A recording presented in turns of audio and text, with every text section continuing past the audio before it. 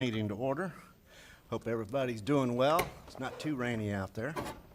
We're going to go ahead and call to order, and we're going to have the invocation by Pastor Rudy Howard, a pledge allegiance by Commissioner Larry Harvey.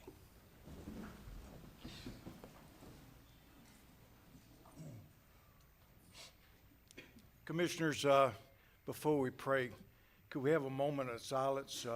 We have a co-worker that has gone home to be with the Lord,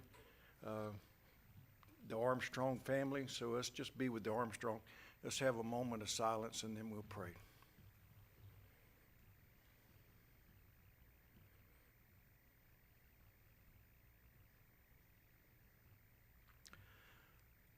Father, it's me again, Lord. I just ask you to just take and allow me to come into your presence, Lord. And Lord,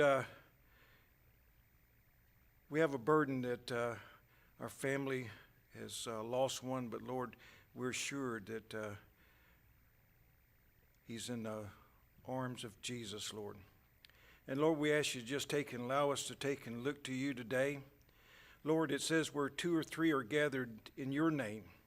Lord, today there's a lot of people gathered here today, and I pray that there's some that are gathered in your name today that will just take and worship you. Because today, even though it's raining, Lord, your word says this is the day that you've made, and I'm to rejoice and be glad in it. Lord, I'm just rejoicing that I was able to wake up this morning and just take and view the liquid gold of nourishment that you're providing your land. You know where it's going. But Lord, we ask you just take and let us understand that when we pray to you, Lord, you have some stipulations. And one of the ones that reminds me, Lord, is when you allowed prayer to go of the anointing of the temple, where it says, if my people who are called by my name shall humble themselves, seek my face, Lord, and turn from their wicked ways, and then will I heal their land. Today, Lord, we ask you to take and come upon these commissioners, let them die of self and let them just put on what you want them to say. And Lord, the people that's in this room, give them that spirit of love on this eve where America celebrates Valentine's Day. But to the Christian, every day is Valentine's Day because we're to love thy neighbors ourselves, and it should be. And Lord, we just love you today, and we thank you for what you're going to do. We're going to praise your name into the highest name, the name that's above all names. Lord, we just love you. In your Son, Jesus' name, amen. Amen. You will join me in the pledge? I pledge allegiance to the flag of the United States of America and to the republic for which it stands, one nation, under God, indivisible, with liberty and justice for all.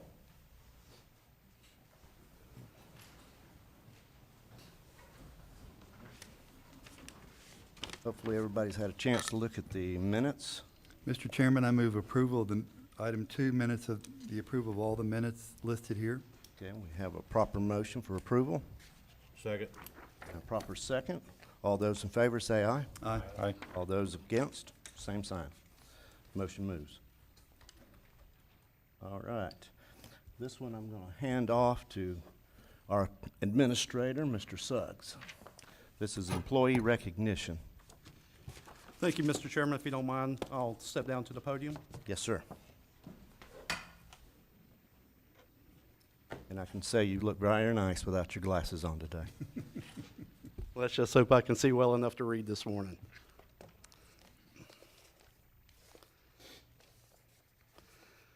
Mr. Chairman, Commissioners, we have employee recognition this morning. I have 3 young ladies from the Planning and Zoning Department, well, 2 from the Planning and Development Department this morning. One now is my executive assistant, but she received her notification while she was still with P&Z. If I could get Ms. Lori Parker, our Human Resources Director, and Mr. Kevin Powell to join me at the podium.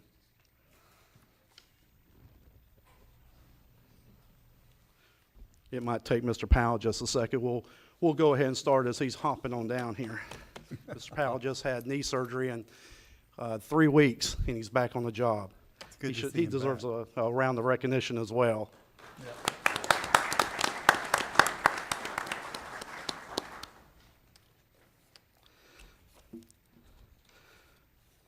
Mr. Chairman, the first one is Ms. Kathy Napier. The letter was turned in to Mr. Commissioner Terry Turner, and I'll just read from the letter. It says, I encountered Ms. Napier many times during this journey. She was a voice of reason and sanity within the department, helping diffuse very uncomfortable situations. She went out of her way to track down the information of missing files, offering explanation for what seemed to be an arbitrary requirement and act as a conduit of information for other staff. And she provided several examples of, she came in on July 3rd and some other dates. But this is the type of employee that we've been talking about since I got here, someone that's, our employees are willing to step in, do their job, take some empowerment, and just do the things that are necessary to provide outstanding quality customer service to our citizens of Putnam County, not only our citizens, but those that are doing business within Putnam County. And this is a fine example of what is happening in that department over there. So I just want to congratulate Ms. Kathy Napier here this morning, and we'll bring them up as well as we get done. I'd like to have a photo with all of the commissioners with the winners if we could. Then we also have Ms. Stephanie Navarro. Stephanie is unable to be with us this morning because she's attending college, and so she's worked with us part-time, but she is also recognized this morning. And Stephanie was recognized, and I'll read again from the letter. It says, even though I was unable to get my permit due to my own fault, Kathy tried really hard to help, and she's always patient with me. Ms. Navarro was amazing. She's polite, and she's very friendly. Again, another individual in the Planning and Development Department that's stepping out and doing the things that we need to have done to help our citizens and our contractors here in Putnam County. So I want to recognize Ms. Stephanie Navarro as well for a job well done this morning. And last but not least, my very own Amanda Gabriel. Amanda was also recognized, and a letter was sent in for Amanda. Amanda has stepped into a very difficult role as a new executive assistant to the new county administrator, and she has done an outstanding job. She works day in and day out with all 5 of the elected officials, as well as myself and other staff. Amanda has she has exceeded all expectations. I'm just very proud of the job that Amanda has done as well. So congratulate Ms. Amanda Gabriel as well for a job well done. If everybody that's here this morning can come on up. Is Kathy here?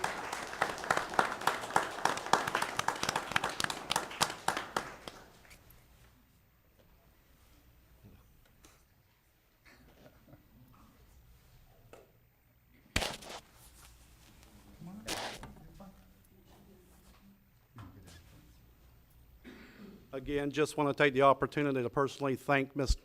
Napier as well as Ms. Gabriel, who's here this morning, and Ms. Stephanie, who's not, again, for a job well done and for being a part of my team and for exhibiting the excellence that we have come to know here, and I'm so proud of all of them, so thank you very much. Thank you, Amanda. You ladies go ahead.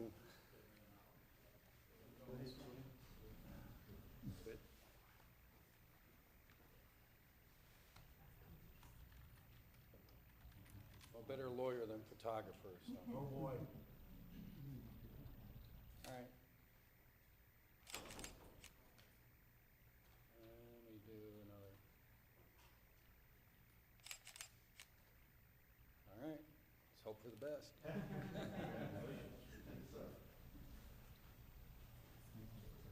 Again, congratulations to Amanda, Kathy, as well as Stephanie. Congratulations. That's my old chair. And now, Mr. Chair, Yes. it's my pleasure again this morning to do the announcement of our Employee of the Quarter. Our Employee of the Quarter this quarter comes from Public Works.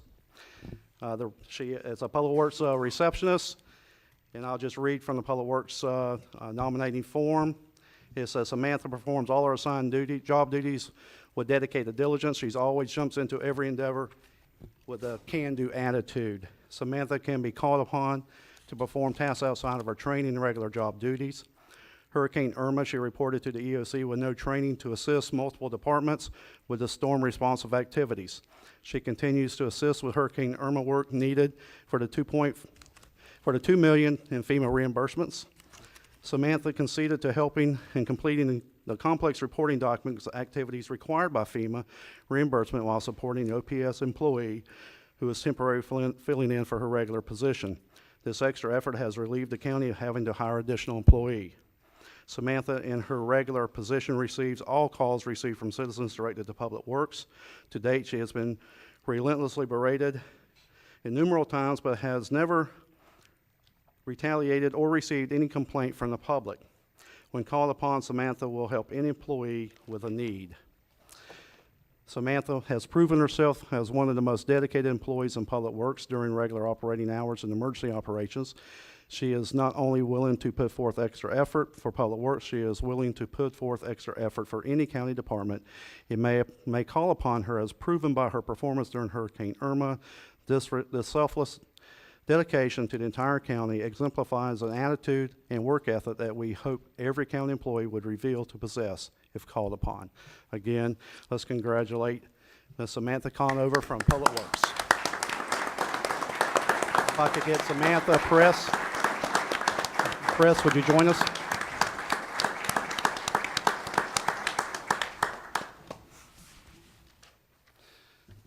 Ms. Conover, it is absolutely my pleasure this morning to present you with the Employee of the Quarter, and again, share with you how proud we are of you and how excited we are to have you as part of the Putnam team.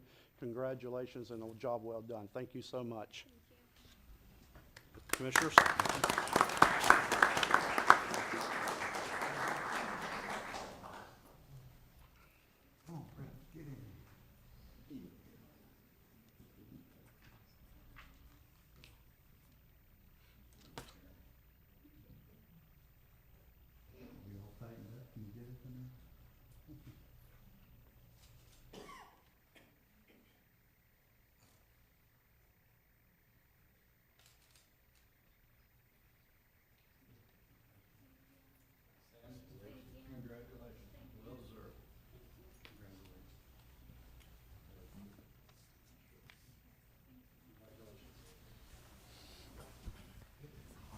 Mr. Chairman, that is the conclusion of the employee recognitions for this morning. But again, I just want to take the opportunity to thank each one of the recipients this morning and again, personally thank them for being part of our team and a team that makes us very proud to serve the citizens of Putnam County.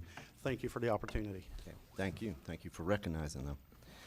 At this time, we'll have a proclamation read by Commissioner Pickens, the St. John's River College 60th anniversary. Thank you, Chairman Goddard. If I could have President Joe Pickens and his staff meet me at the podium.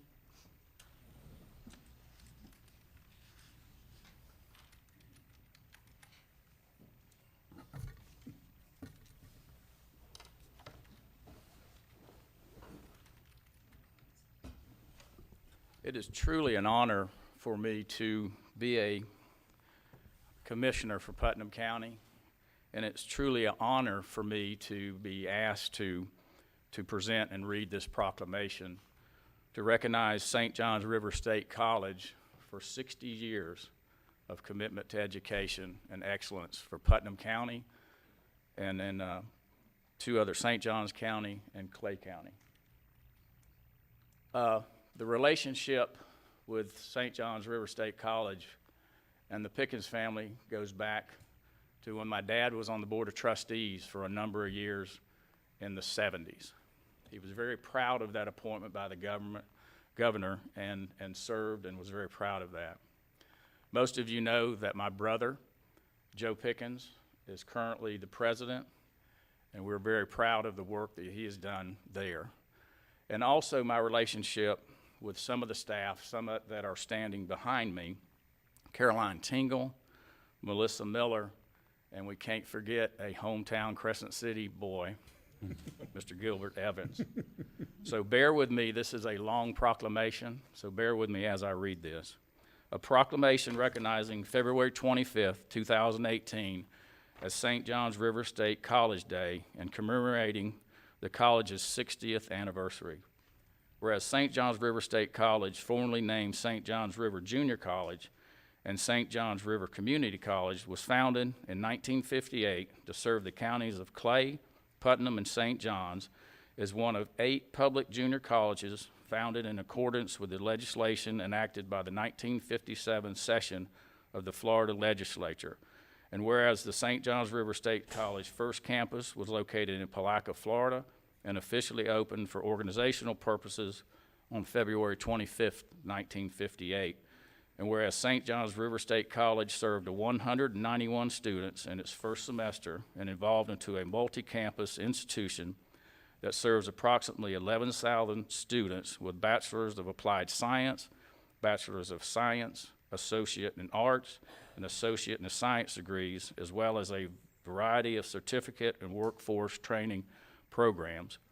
And whereas with the merger of Collier Blocker Junior College in 1964, St. John's River State College became a fully integrated public junior college serving all students in Clay, Putnam, and St. Johns County. And whereas in 1976, the Florida School of the Arts, the first state-supported professional arts school, began full operation. A part of St. John's River State College was a charter class of 51 students. And whereas in 1977, St. John's River State College opened its first branch campus in Orange Park, and in 1986, St. John's River State College opens its second branch campus in St. Augustine. And whereas in 1997, Senate Bill 1688 authorized all community colleges to offer workforce development programs, opening the door for St. John's River State College to become a fully comprehensive community college. And whereas in 2004, the Thrasher Horn Center opened on St. John's River State College Orange Park campus to host art exhibits, theatrical performances, community events, and serve as a meeting site for business and conferences and events.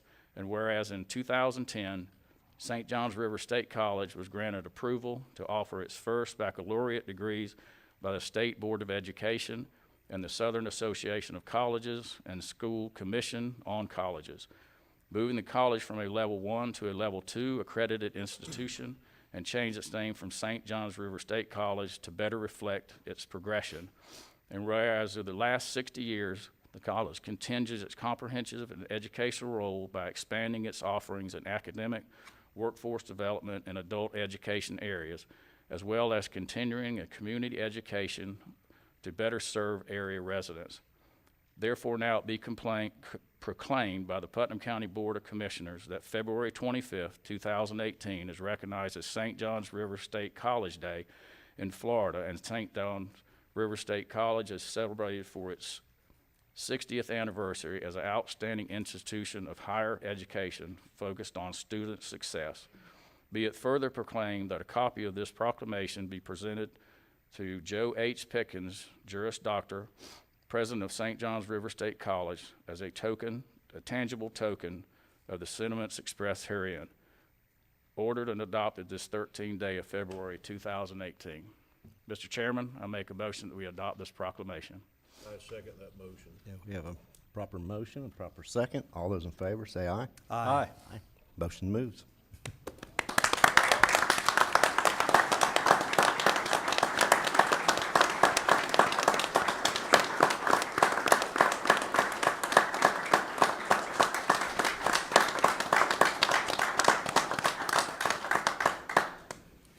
Well, thank you.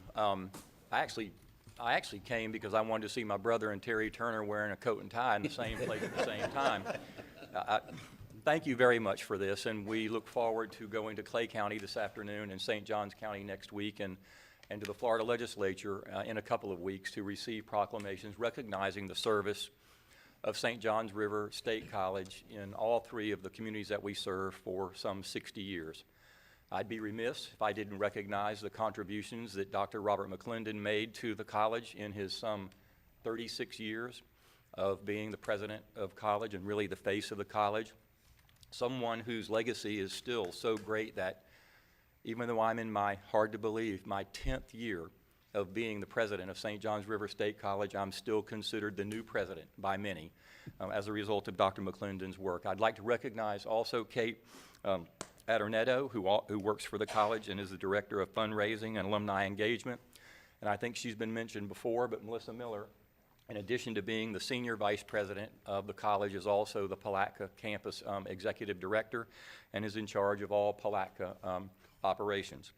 This is truly a great honor, and we thank you for recognizing us today. Thank you.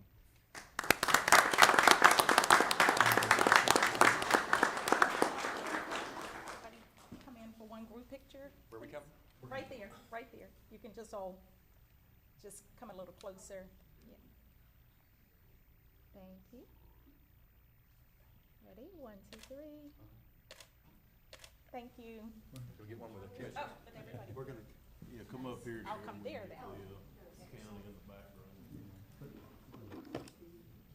No, you stand up front, we're gonna sit the commissioner stand. Oh, Mr. Chairman, you get to sign Mr. Pickens. Get right over there.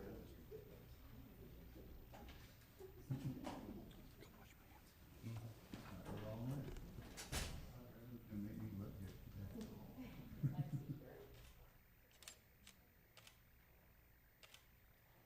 And I just, one more, I need to get them centered. Thank you. 1, 2, 3.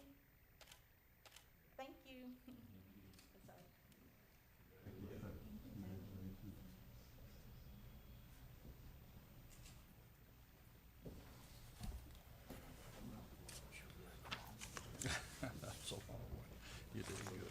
Commissioner Pickens, you did well on that link. Did.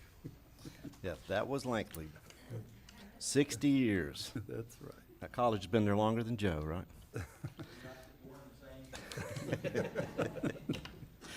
Okay, at this time, we're going to have proclamation. Mary Garcia, Commissioner Chip Liable is going to read for Through with Chew Week. And Chairman Goddard, I'd like to ask you if you would meet Ms. Garcia at the podium, and I'll read from the seat, and you present the proclamation. Thank you. Bring everybody up. Mr. Powell, you want to bring, yeah, Yes. won't you bring your group up? I heard them practicing in here at 8 o'clock this morning. I know they have something to say.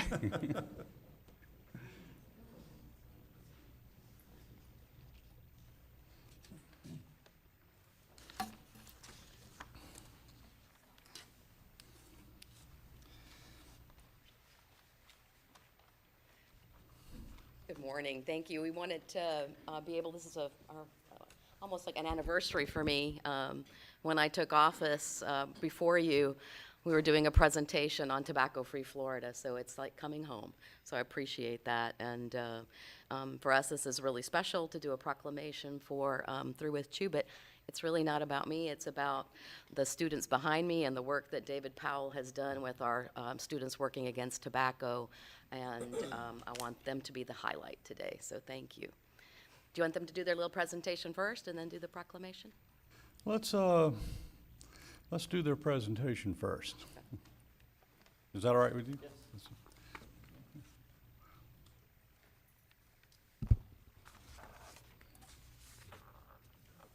Hi, I'm Faith, and I'm from Putnam Academy of Arts and Sciences.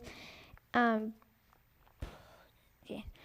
then I joined SWAT because I like helping the community. Smokeless tobacco has been around a lot longer than cigarettes, and while many more people smoke, smokeless tobacco is making a comeback. This is partly because smoking has become an increasingly shunned, and the public is more aware of the dangers of smoking and of secondhand smoke than of smokeless tobacco. As smoking bans have become more common, smokers have turned to smokeless products to maintain their addiction in situations where they're not allowed to smoke. In 2014, 5.4% of Florida's high school students reported current use compared to 5.6% in 2004. Most rural counties, including Putnam, have rates higher than the state average. I'm Julia Miles, and I'm from the Putnam Academy of Arts and Sciences. Smokeless tobacco is basically any form of tobacco that does not require smoking in order for it to be used. There are many more choices of smokeless tobacco products now. Over the past 10 years, the tobacco industry has emphasized its smokeless products. A ton of new products are on the market, and they come in many flavors than ever, and this list seems to be getting larger. Many of these products are more affordable, either because the products come in smaller packets or because they're actually cheaper. And remember, one of the ways to get kids to try tobacco products is to make sure they can afford them. It is a whole lot easier for youth to find $3 to pay for a can of smokeless tobacco than $7 for a packet of cigarettes.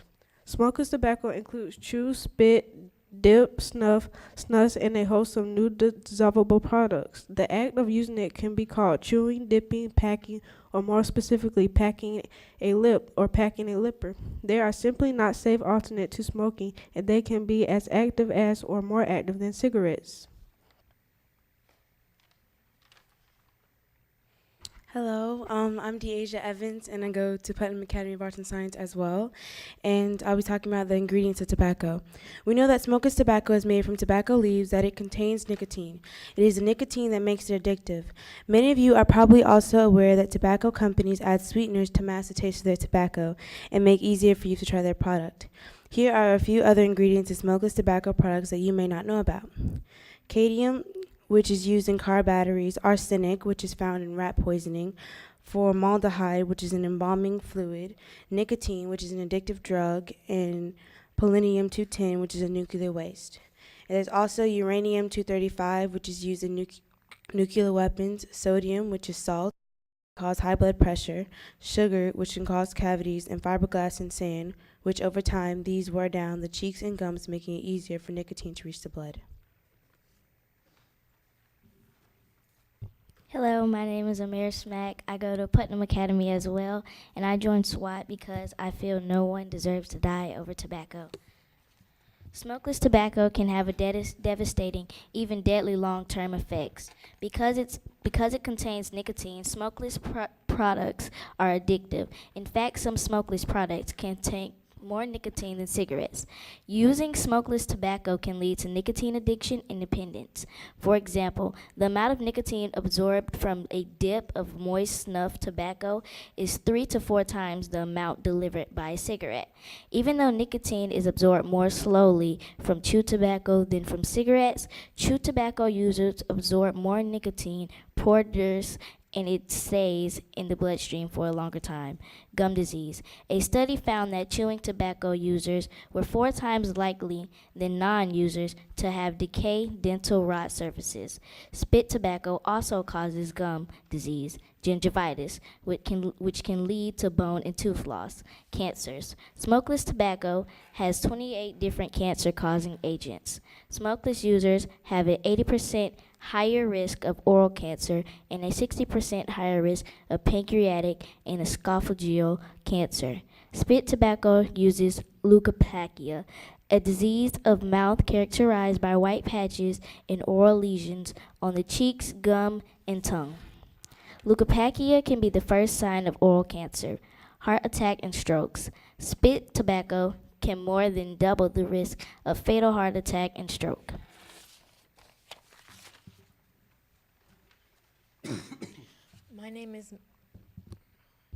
My name is Maya Brown, and I go to CL Over Turf 6th Grade Center. I joined SWAT to help my community end tobacco. In Putnam County, 5.3% of youth 11 through 17 use smokeless tobacco according to the 2016 Florida Youth Tobacco Survey. The statewide rate is 3.4%. Rural counties typically have higher rates. A closer look at our 2013 Florida Youth Tobacco Survey results us another troubling trend. Smokeless tobacco use among rural youth is twice as high as non-rural youth in several categories. Both middle and high school students living in rural areas are twice as likely to use smokeless tobacco and smokeless flavored tobacco as students living in non-rural areas. Statistics like this really tell us how important it is to have a school and community norms where tobacco is not accessible, acceptable, or desired by youth. 100% tobacco-free schools is a positive step in that direction, and so are resolutions to restrict the sale of flavored tobacco products, which was passed here in 2013.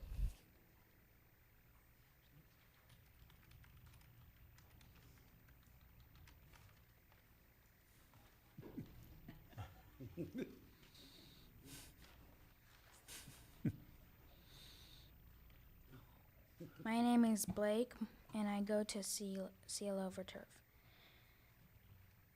This is an actual document from U.S. Tobacco, number 1 in spit.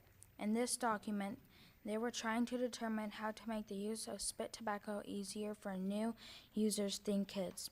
There were 3 problems that new users experienced that they needed to overcome. This is how they overcame those problems. Harshness problem. Lower in the nicotine levels, the companies always claimed that there was nothing they could do about the nicotine in cigarettes because it was a naturally occurring constituent of the tobacco. In reality, we know that they manipulate the nicotine levels to achieve exactly the level of nicotine they desire for each product. Eventually, as their addition grows, they will follow the UST graduation strategy and will move on to higher nicotine products like Copenhagen. As their old ad, Copenhagen, once boasted, sooner or later it's Copenhagen. Float. The paper is like a tea bag that contains the product and keeps it from moving around and getting stuck in teeth, going down the throat, etc. Once the user has developed the leathery pouch, like an area in their gums, that comes from using spit tobacco, this paper pouch becomes less necessary. Taste. The lower nicotine product may not burn, but it still tastes bad or unfamiliar to a kid. So give it the taste that is familiar to kids' candy.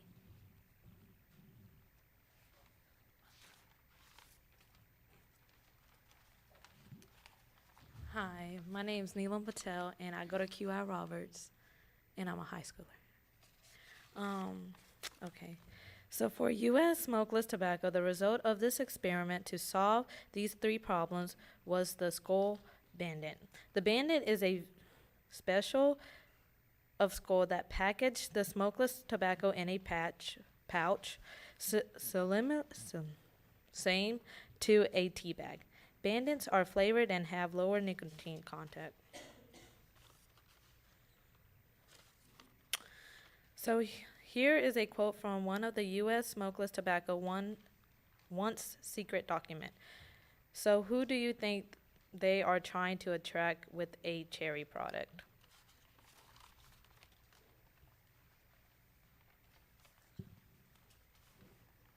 Hello, my name is Om Patel. I go to CL Overturf, and I joined SWAT because I want to help our community.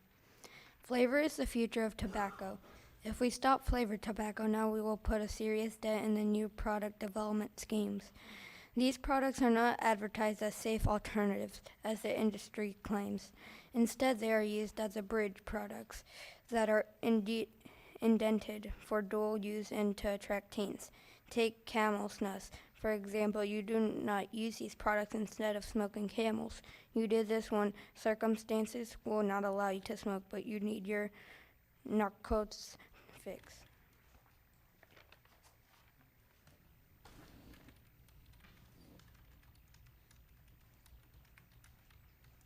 You ready As for you can tell, most of these proclamation? kids, this is the first time they actually saw the presentation was this morning. We just found out last week that we were actually going to be giving a presentation. So kudos to them for such a great job. Thank you, guys. Good job.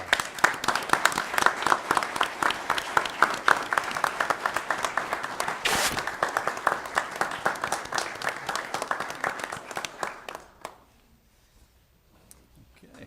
Commissioner, if you don't mind. We're ready.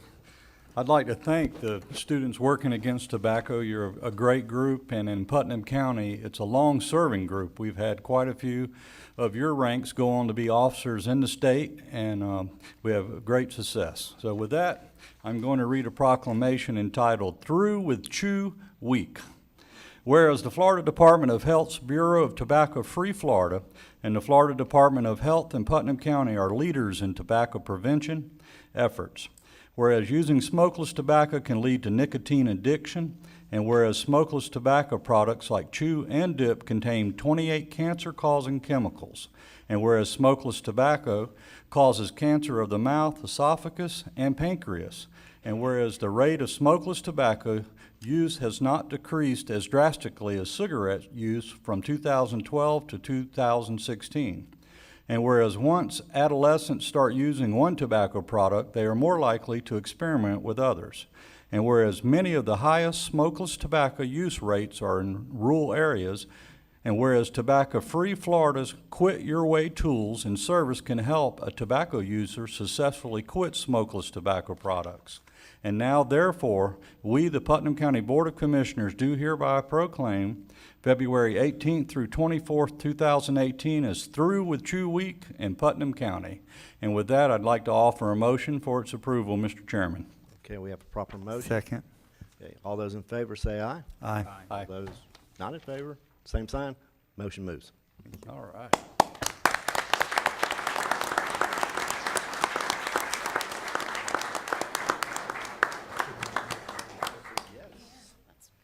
Yes, we love to have Put him in the middle.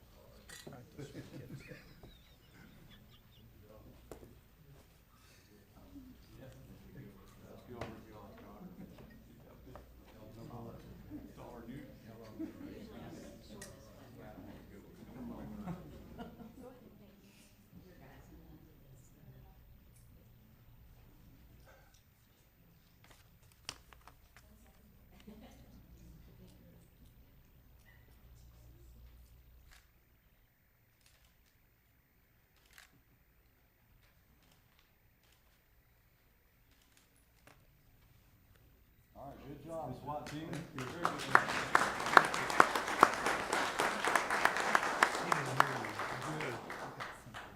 Through with Chew Week.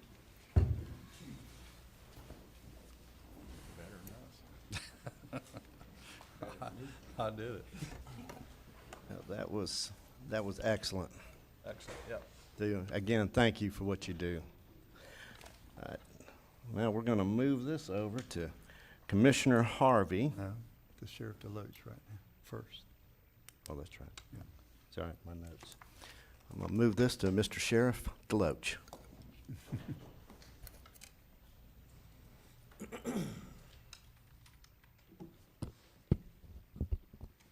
Good morning, Mr. Chairman and members of the board. Today it is our distinct honor and pleasure to recognize several members of our agency who have exemplified greatness in their job responsibilities. My personal belief is that we have the finest sheriff's office in the state of Florida, and it's not me that makes it great. It's all the men and women who work so hard and are dedicated to their profession that keep us safe on a daily basis. In the interest of time, though, we have several members who are actually scheduled to make a court appearance in a murder trial this morning. So what I'm going to do is allow Colonel Wells to read the citation as I call the members up to be recognized. We'll go a little bit out of order so we can get some of them to their court appearance and trial.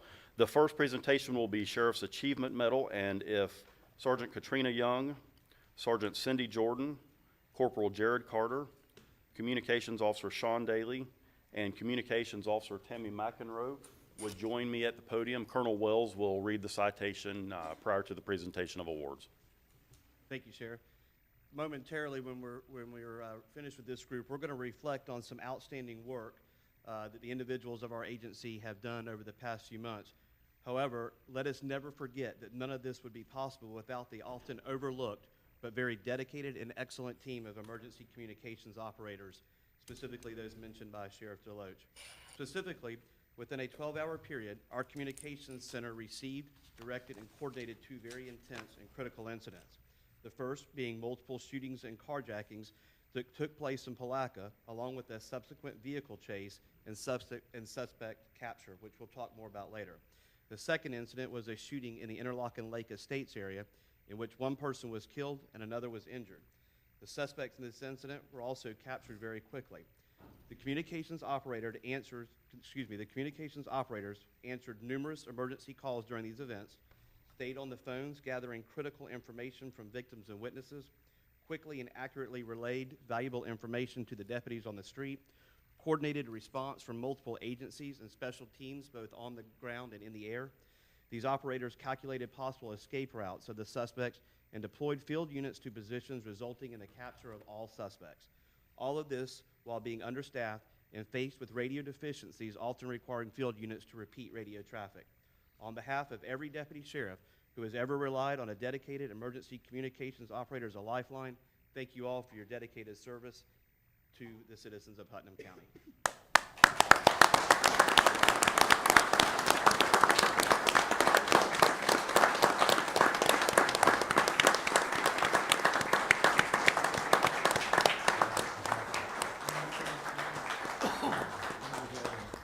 It's worth mentioning while they get into position that Sergeant Cindy Jordan, represented here today, is a previous recipient of a Sheriff's Achievement Medal and a previous Communications Operator of the Year.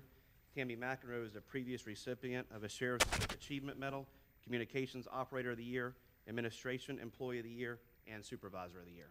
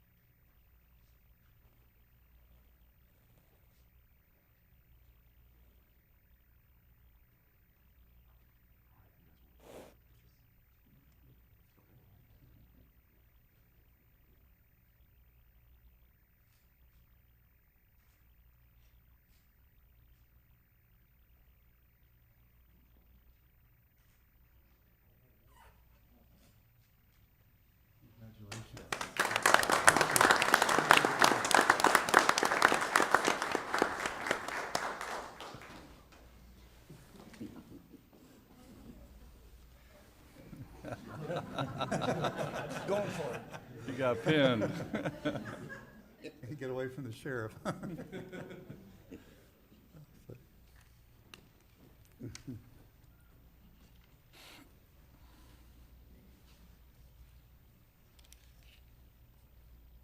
Which ones do you want to do next?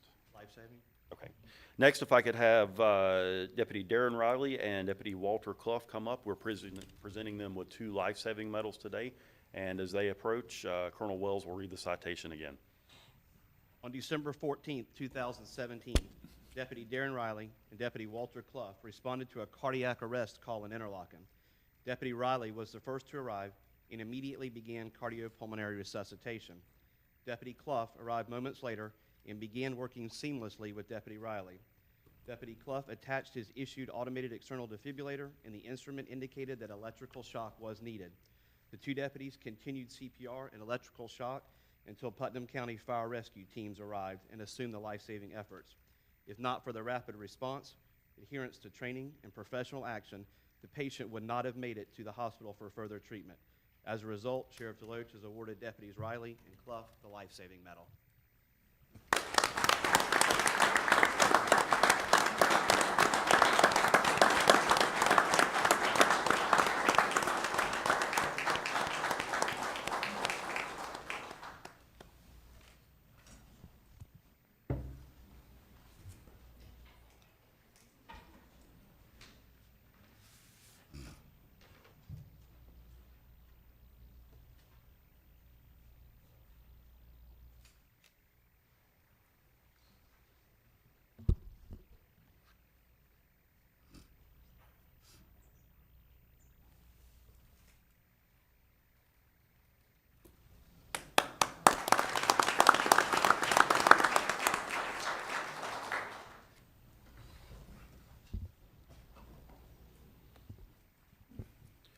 And last but certainly not least, if Detective Donnie Jordan, Sergeant Randy Hayes, and Sergeant Cole Glazer would join me at the podium for the Sheriff's Commendation Medal Award. On December 19th, 2017, the Palaca Police Department was investigating a series of shootings and a carjacking that had taken place within the city. Members of the Palaca Police Department issued a countywide bulletin for the vehicle the suspect was believed to be traveling in. Detective Donnie Jordan realized the suspect may utilize State Road 20 in an attempt to get back to Gainesville and took up position to intercept the vehicle. Moments later, Detective Jordan spotted the vehicle and a vehicle pursuit ensued. Sergeant Cole Glazer, who is a shift leader in the West District, responded to the area after hearing Deputy Jordan's radio traffic and assisted with the pursuit. Sergeant Randy Hayes, who is our Youth Resource Unit leader, was at Interlaken High School when he too heard the radio traffic and responded to assist. Sergeant Hayes was able to take up position and deployed stop-stick controlled tire deflation devices to slow the speed of the pursuit, but the suspect continued traveling west on State Road 20 in an attempt to evade capture. Because of the pursuit of the violent felon was approaching the town of Interlaken at a time when school buses were on the road and children were heading to school, the command order was given to utilize the precision immobilization technique, also known as the pit maneuver, to disable the suspect's vehicle. Detective Jordan is certified to conduct the pit maneuver and was able to use his patrol vehicle to disable the suspect's vehicle while both were moving. The suspect's vehicle came to a halt, allowing Sergeant Glazer, Sergeant Hayes, and Detective Jordan to take the suspect into custody. The suspect was still armed with a handgun, but through their training and skills, the members of the Sheriff's Office team were able to take him into custody without any use of force or further difficulty. It is worthy noting that this was the first use of the pit maneuver by the Sheriff's Office. This technique was recently approved for use by Sheriff DeLoach, realistically just weeks before this incident, when the sheriff decided to train every law enforcement deputy within the agency to use the pit maneuver to rapidly and effectively end pursuits of violent felons to reduce the risk to other motorists. These men are hereby awarded the Sheriff's Commendation Medal.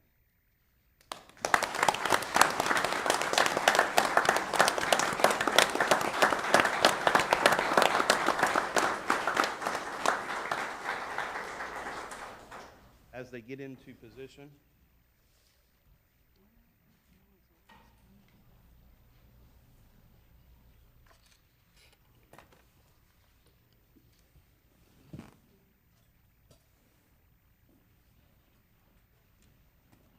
One of you gonna have to split them up, it looks like. while he's handing those out, it's worth mentioning that Sergeant Randy Hayes is a previous recipient of the Sheriff's Achievement Medal, Special Services Deputy of the Year, and Overall Employee of the Year. Sergeant Cole Glazer is a previous recipient of the Life Saving Medal. Detective Jordan, who is our Agricultural and Natural Resources Deputy, is a previous recipient of the Sheriff's Achievement Medal.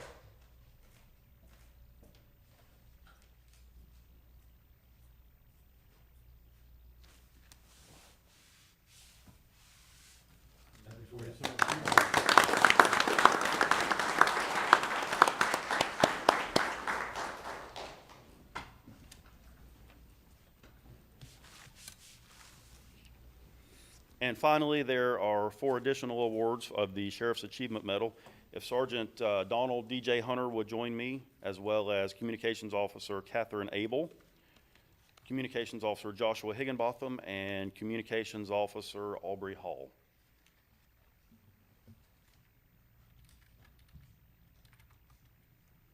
These communications operators were added shortly, I'm assuming after the agenda submission, so their names were left off. But if you'll bear with me, just to make sure they receive all due credit for their hard work, allow me to read that portion of the citation one more time. These communications officers were involved in the critical 12-hour period we spoke of a minute ago when our communications center received, directed, and coordinated 2 very intense and critical events. The first being the multiple shootings and carjackings that took place in Palatka and the subsequent vehicle chase we just spoke about. The second was the shooting in the Interlaken Lake Estates area in which one person was killed and the other was injured. The suspects in these incidents were captured very quickly. These communications operators answered numerous calls during these events, stayed on the phones with victims and witnesses, quickly gathering important information and relaying that critical information to the field units. These communications operators were critical in coordinating the response of multiple law enforcement agencies and special teams, both on the ground and in the air. These operators calculated as possible escape routes for these suspects and were able to use their skills to deploy field units and positions that resulted in the capture of every suspect involved in all of these cases. All of this while being understaffed and facing radio deficiencies that required field units to repeat traffic. On behalf, again, specifically for you 3, on behalf of every deputy sheriff and every citizen that has ever relied on you folks that work in that communication center as a lifeline, thank you very much for your service. As a result of their excellent service, the sheriff has awarded the same commendations as the previous communications operators.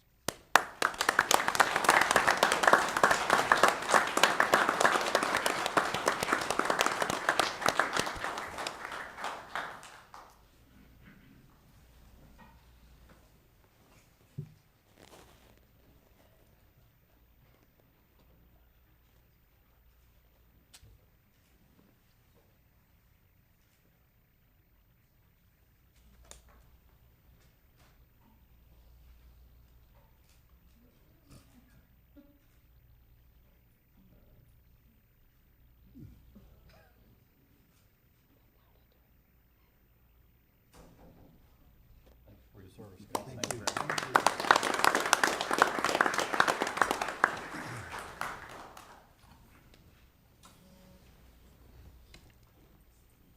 Mr. Chairman, if I may, before I step down from the podium, there's another special group here that I'd like to recognize. If I could invite Captain Alicia Koleski and her class from Putnam Edge High School to join me at the podium. This is a group of young, aspiring telecommunicators who have taken it upon themselves to go down a career of public service. We entered into a partnership realizing a critical shortage of staffing in our communications center, and we're actually able to partner with Putnam Edge, one of our local charter schools here, to develop a curriculum for aspiring young teenagers who had an interest in public service. All three of these young men and women have taken it upon themselves to go through the rigorous training that's associated with the classroom portion, which also includes a state certification, which upon graduation, they'll actually be eligible to sit for the state certification exam for dispatchers that is administered by the Florida Department of Health. So I just wanted to take a moment to recognize them for their excellence. Good job.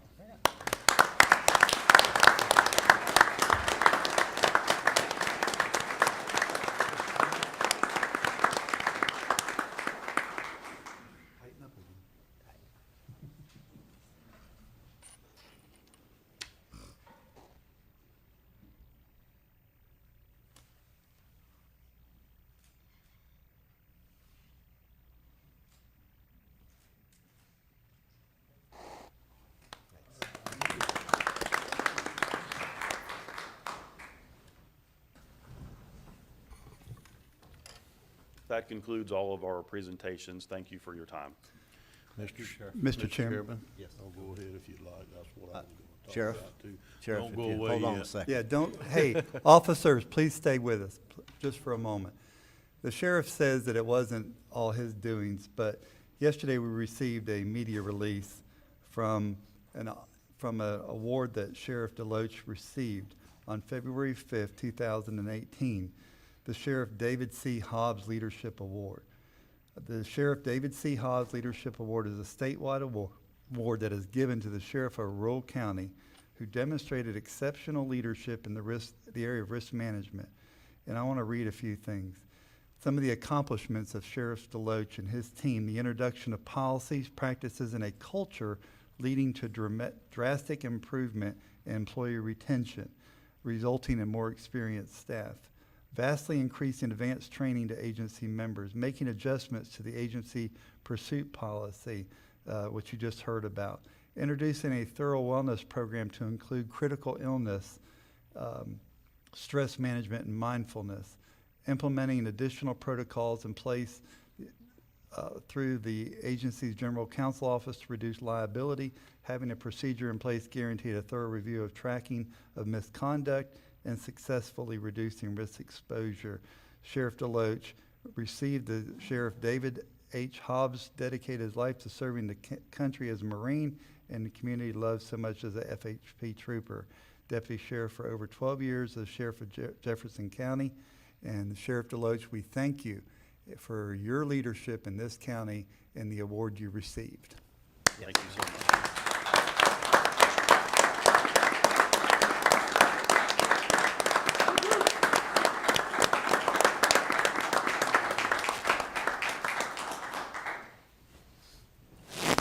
Expecting that, were you? Thank you so much. Thank you. Okay, at this time, we're going to have a 3-minute recess. We're going to reopen the Port Authority when we reconvene. Actually, we won't reconvene our meeting, and then we'll open the Port Authority. But then we're going to have public comment. Any public comments, it's best if you get one of these cards, fill it out. They're right there on the side there. Bring it up here and give it to Ms. Tony, and she'll bring it up here. With that, we'll have a 3-minute recess.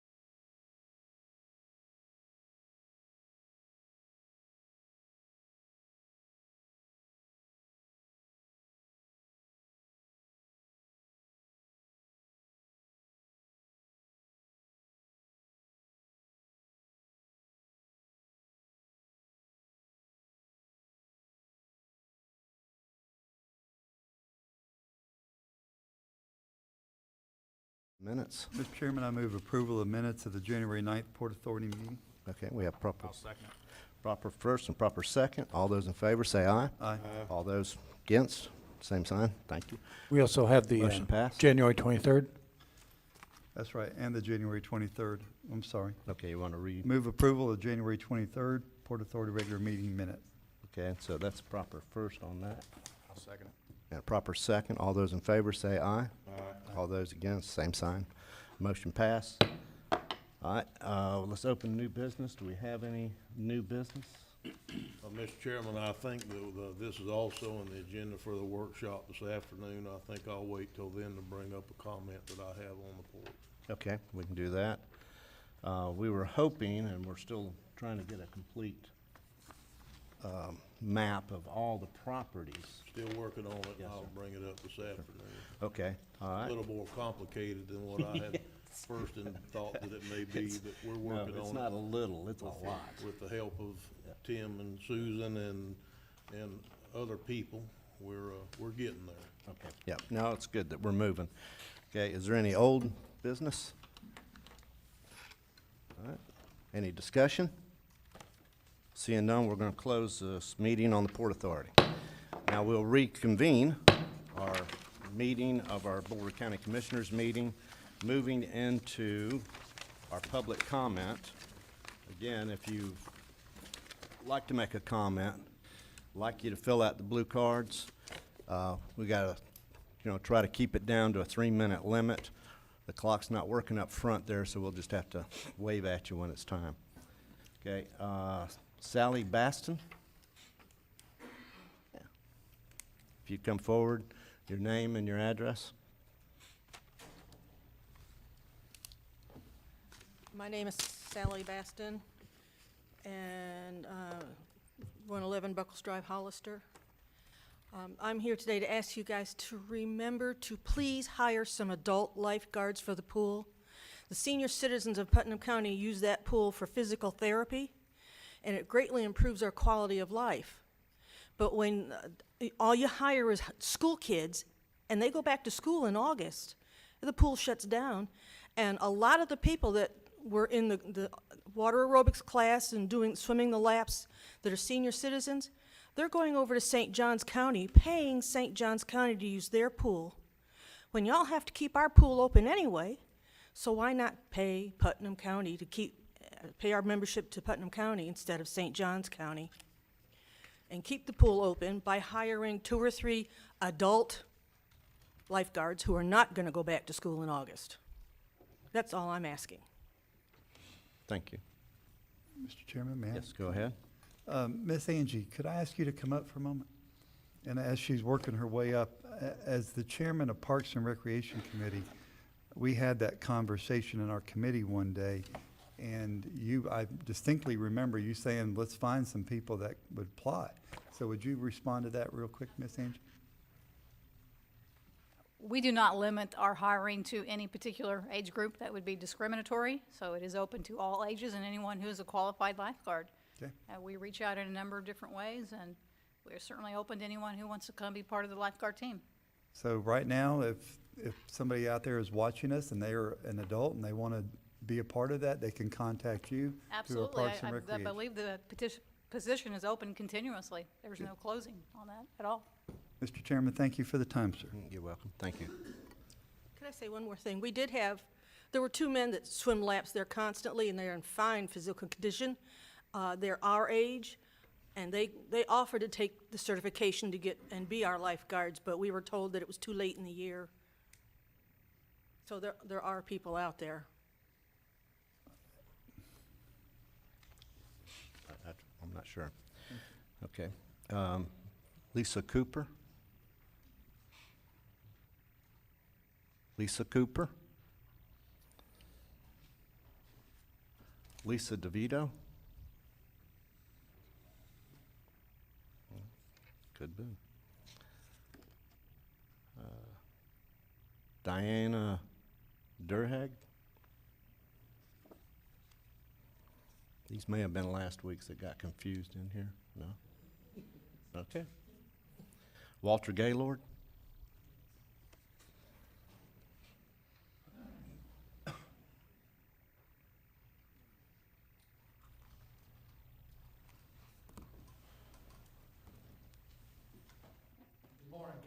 Commissioners. I'm Good Walter morning. Gaylord. I live at 276 Old Woods Road, Interlaken, Florida, commonly known as Manville. I don't know if any of y'all remember that, but 2016, a portion of Old Gainesville Highway was paved from, dirt to pavement. There's 3 people that live on that road. I don't understand why we would pave a road that is a half a mile long and there's 3 people living on it. One of those people that live on that road is a county employee that drives a county pickup truck home every day. So the conflict that I have with this is very plain and simple. You spend this money to pave this road, there's 3 people that live on it. The school buses don't go down that road anymore. So we have Old Woods Road. There's 80-something people living on it, the school buses, trash collecting, and all of this, and you don't pave it. And we have buku problems with that road. I have repeatedly called the road department and asked them to come and fix our road, especially after the hurricane, and they did nothing. I have repeatedly called and asked to speak to the superintendents. Nobody called me back. He doesn't have the common courtesy or the respect to call me back as a taxpayer. Now, after the hurricane, I understand there was a big moulash in Putnam County with the roads. I understand that. So I patiently waited. Even though our road was washed out, I finally got a hold of Mike, the area superintendent, and he said, I will bring some fill in there as soon as things settle down. Never happened. October, I finally called and asked that they give him a message to call me at home so we could get this resolved. He called me back after Christmas. That's 7 weeks. Now, it don't take 5 minutes to pick up the telephone and call somebody, right, that has a concern. Repeatedly, I have called and asked to speak to Mr. Thompson, the main supervisor with the road department, and he has not called. We're in the same situation. Mr. Gaylord, I'm going to end this right here, but I'm going to have Mr. Tompkins come up if he would. But also I want to, if you are experiencing a situation like that, don't hesitate to call the commissioner's office and get one of us. You can send us an email. Our emails are very easy. Every one of us has almost the same email. Mine happens to be buddy.goddard@putnam-fl.com, and every one of us. Chip.libel, I mean, they're all the same, and you can contact the office here, and I'm sorry you're having this. The road department basically has been, actually, I've been very pleased with their progress on a lot of these things. Oh, I don't have a problem with that. I'm not trying to cut you off short. But what they fail to realize is Old Woods Road, that's the only way for us to get in and out, back out to Highway 20. On the portion that hasn't been paved, and they only grade it every, 5 or 6 weeks, I just don't understand. Okay, well, that's, I understand your frustration. We've got a lot of roads like that. But, Mr. Tompkins, if you would take a moment to address this if you can. No, use this one. Respectfully, I did call Mr. Gaylord back, and I had a good conversation with him a week or so ago, I generally turn my request over to my road area supervisors first, let them investigate the problem. I ask them to try to call the resident and get to what the real problem is, what's going on. I try to call them back at the last resort before they get to commission level to see if I can iron out any problems we have. I personally went and drove Old Woods Road. And I'll be very honest with the commission. I wish half our dirt roads looked as good as it looks. The garbage truck didn't have any trouble. I passed the garbage truck, must be doing 40 miles an hour down the road. I drove all the way to the end. The very end of Old Woods Road is a private road. You can tell the difference, but it is graded on our normal cycle, which right now is running approximately 6 weeks due to the rainstorms we've had. But we try to respond to every resident as quick as we can, the best we can. But as you all know, we have very limited resources right now. I have basically 2 motor graders in each zone of the county. Each grader has between 60 and 80 miles of road to grade. You know, it takes us a good 6 weeks to get through one cycle of the road. And my area supervisors do monitor roads. If we run into a situation where a big pothole or a big washout occurs, we do try to get that out of cycle, go get material put in, and make the roads passable. So, but we do our best. Like I said, I did call Mr. Gaylord back, and we had a conversation about it. I actually have a video of the road. We took a video of it, and I'll be glad to show that to the commission today at the workshop if needed to be. So that's my position on this. Okay, I don't know if that'll be necessary. Commissioner? Mr. Tompkins, if you could stay at the podium for just a moment, please. For Mr. Gaylord, in the beginning of his address to us, he was concerned about the small amount of pavement that we added to serve 3 houses, and I know why you did that. If you could explain to him the reasoning for not bringing a grader back for that little strip of road and how much resources that would cost. And there's economy of scale there, if you could explain your concept. There is, and that was on the list before I came to work here. It's more of a collector road. We looked at number of residents on, but we looked at what it connects. And like you said, it was a small section of road that we would have to send a grader there to do that. It was a decision made to go ahead and pave that road so we can keep the grader off that whole section of Hunter Road. It does have a little bit more traffic than people realize it does. And it was, as we all know, when people get a paved road, the first complaint I get is people are speeding on it. And so that did happen there. I will say this, that we do not look at where county employees live for any reason. I mean, I didn't even know they lived out there till well after I came to work here. That has absolutely no bearing on what road. We have a very quantitative analysis of roads that we do based upon traffic volume, the grading operations that we can do away with graders or do away with roads we need to grade. And it does it, what roads it does connect and what does it serve the public as a whole. Thank you, sir. Mr. Chairman? Yes. And also, let me say, Mr. Tompkins, if you'll still be there, in my first couple years here with the prior board, we talked about DOT wanting to do the old Gainesville Highway all the way to Palaca almost.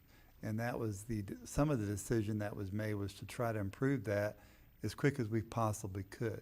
So it goes all the way to Hollister now and cleans up that Hollister area. So it's part of a bigger project than just that little stretch of it.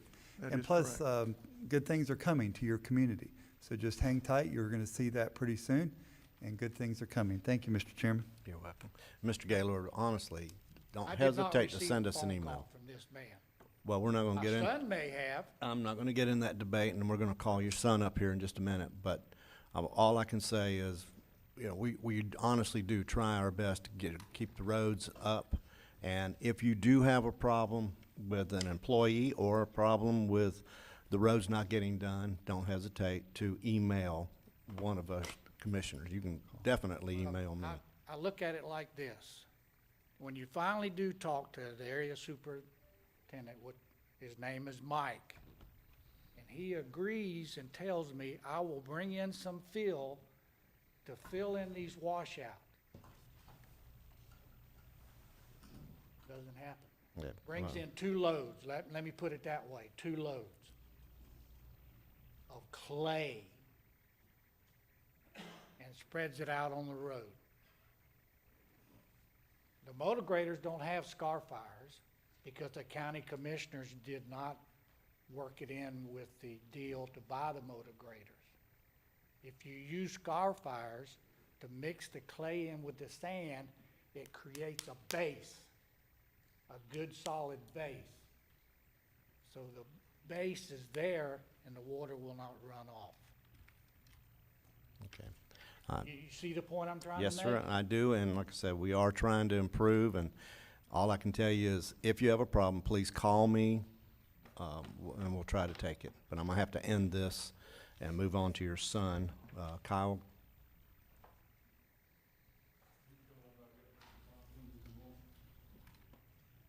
Mr. Chairman, Yes, sir.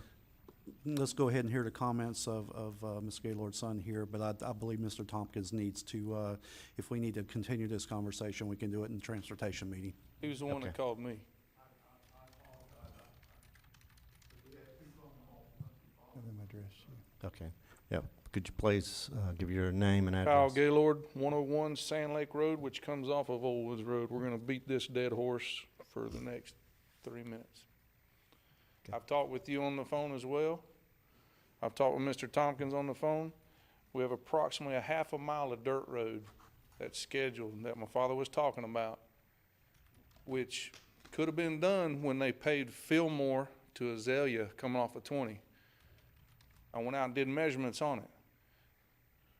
An average of 150 feet over pavement on the curves. Makes no sense. That being done could have done Old Woods Road. The half mile that we're talking about with the 3 residents on it from Durden Road to Old Woods Road is part of Old Gainesville Highway, not Hunter Road. Okay? The grader still comes past Old Woods Road to do to Twin Lake Grove. I'm addressing you because you're contradicting yourself. Mr. Chairman, Point of Um, order. Yeah, Mr. point of order. Yeah, speak to me. Okay? If we're gonna contradict ourselves, let's do it correctly. If we're trying to get rid of road graders in certain areas, why is one going right down the road another half mile? The rest of Old Gainesville to Twin Lake Grove. That's on the same schedule as Old Woods Road and Thompson Road. That's off of Rodeo. Okay. Yeah, I'm not Half gonna a get into mile. the schedule now, because do you set the schedule, or, I don't think you set the schedule, do you? Mr. Chairman, may I suggest if you'd let me to, Yes, sir. let Mr. Howell, go ahead and finish his talk, and then if you'd like it, and, he's done, then we'll ask Press if he'd like to, come up and talk about it, or give us some other direction or what's going on, instead of Okay. trying to, get them interacting. Well, I wasn't gonna go over all the roads that I know that need to be repaired. Your main concern is Woods Road, Old Woods Road. Old Woods Road. I'm gonna give you a little history on it too, if you want. Okay, if You you like make it that? brief. Okay. It's approximately half mile from Rodeo to the end where it narrows, just past 276 Old Woods Road. All right? That portion of the road was donated by the Woods family years ago to be maintained by the county. Okay? 100 homes approximately are using that road. Single entry, single exit. There is no other exit out there. All right? The Waste Pro's using it as well every Friday for trash pickup. And that's what I spoke with you on as well. And also emergency responders. Okay? If that road's in bad condition, how are we gonna send emergency responders down there? They gonna get there in time? I hope so. It's currently scheduled a little past once a month for maintenance. The issues we're having are regular maintenance and consistent maintenance. No ditches, no crown, no runoff, no tapering onto the adjoining roads. Failed or inaccurate communication from county maintenance. And all we're asking for is, instead of getting excuses, we want resolutions. Okay. Plain and simple. Mr. Tompkins, you wanna comment on this?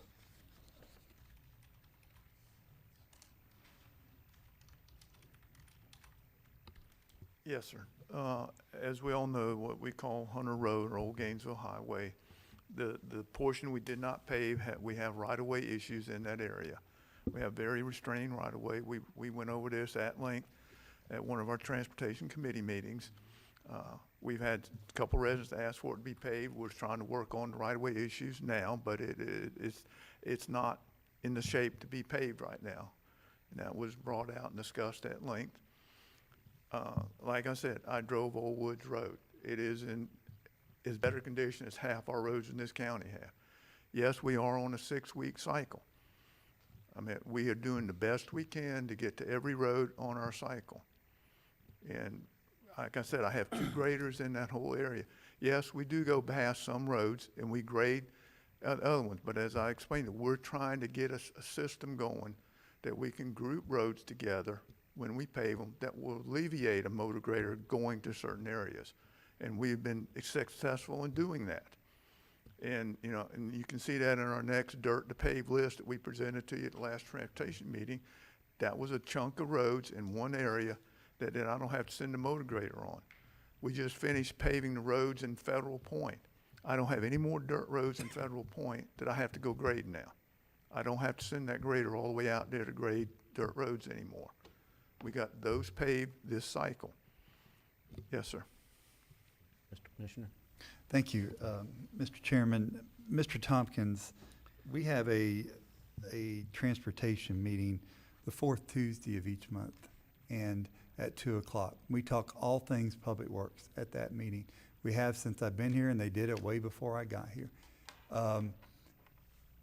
We look at all the roads, and we look at the scoring.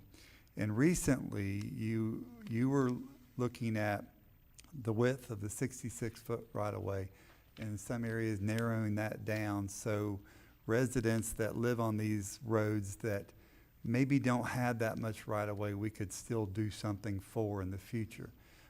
So a lot of work has been done in the past few years. It's slow, I will admit, but you know, it's a big county. Big things are fixing to happen in your area.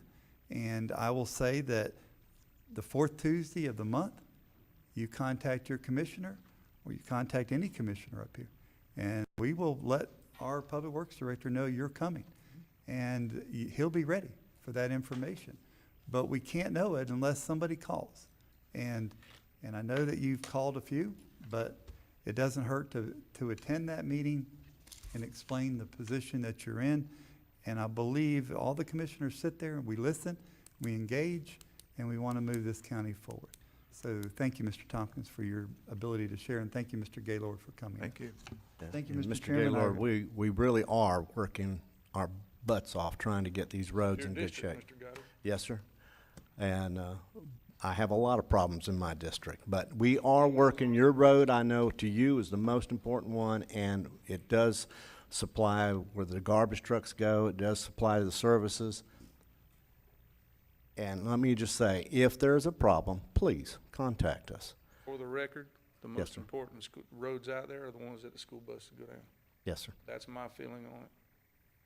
I won't disagree with you. Thank you. Thank you. Terry Steves.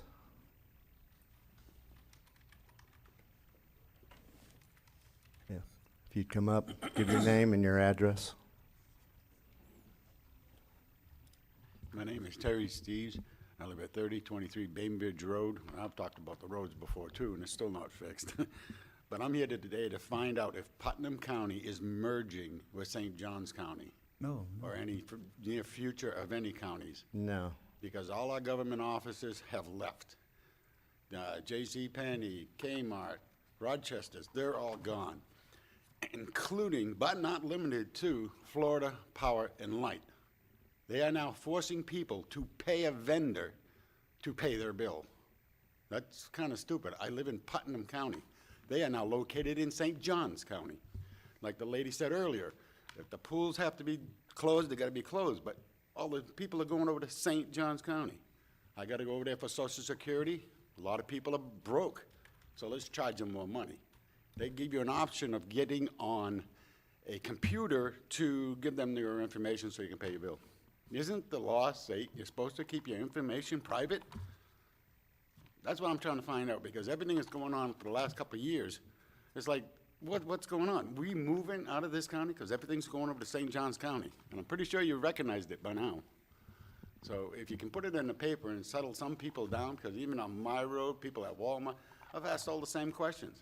Everything's heading to St. Johns County, everything. Thank you. I appreciate it, but no, we're not going to merge with St. Johns County. Mr. Chairman, Yes, sir, go ahead.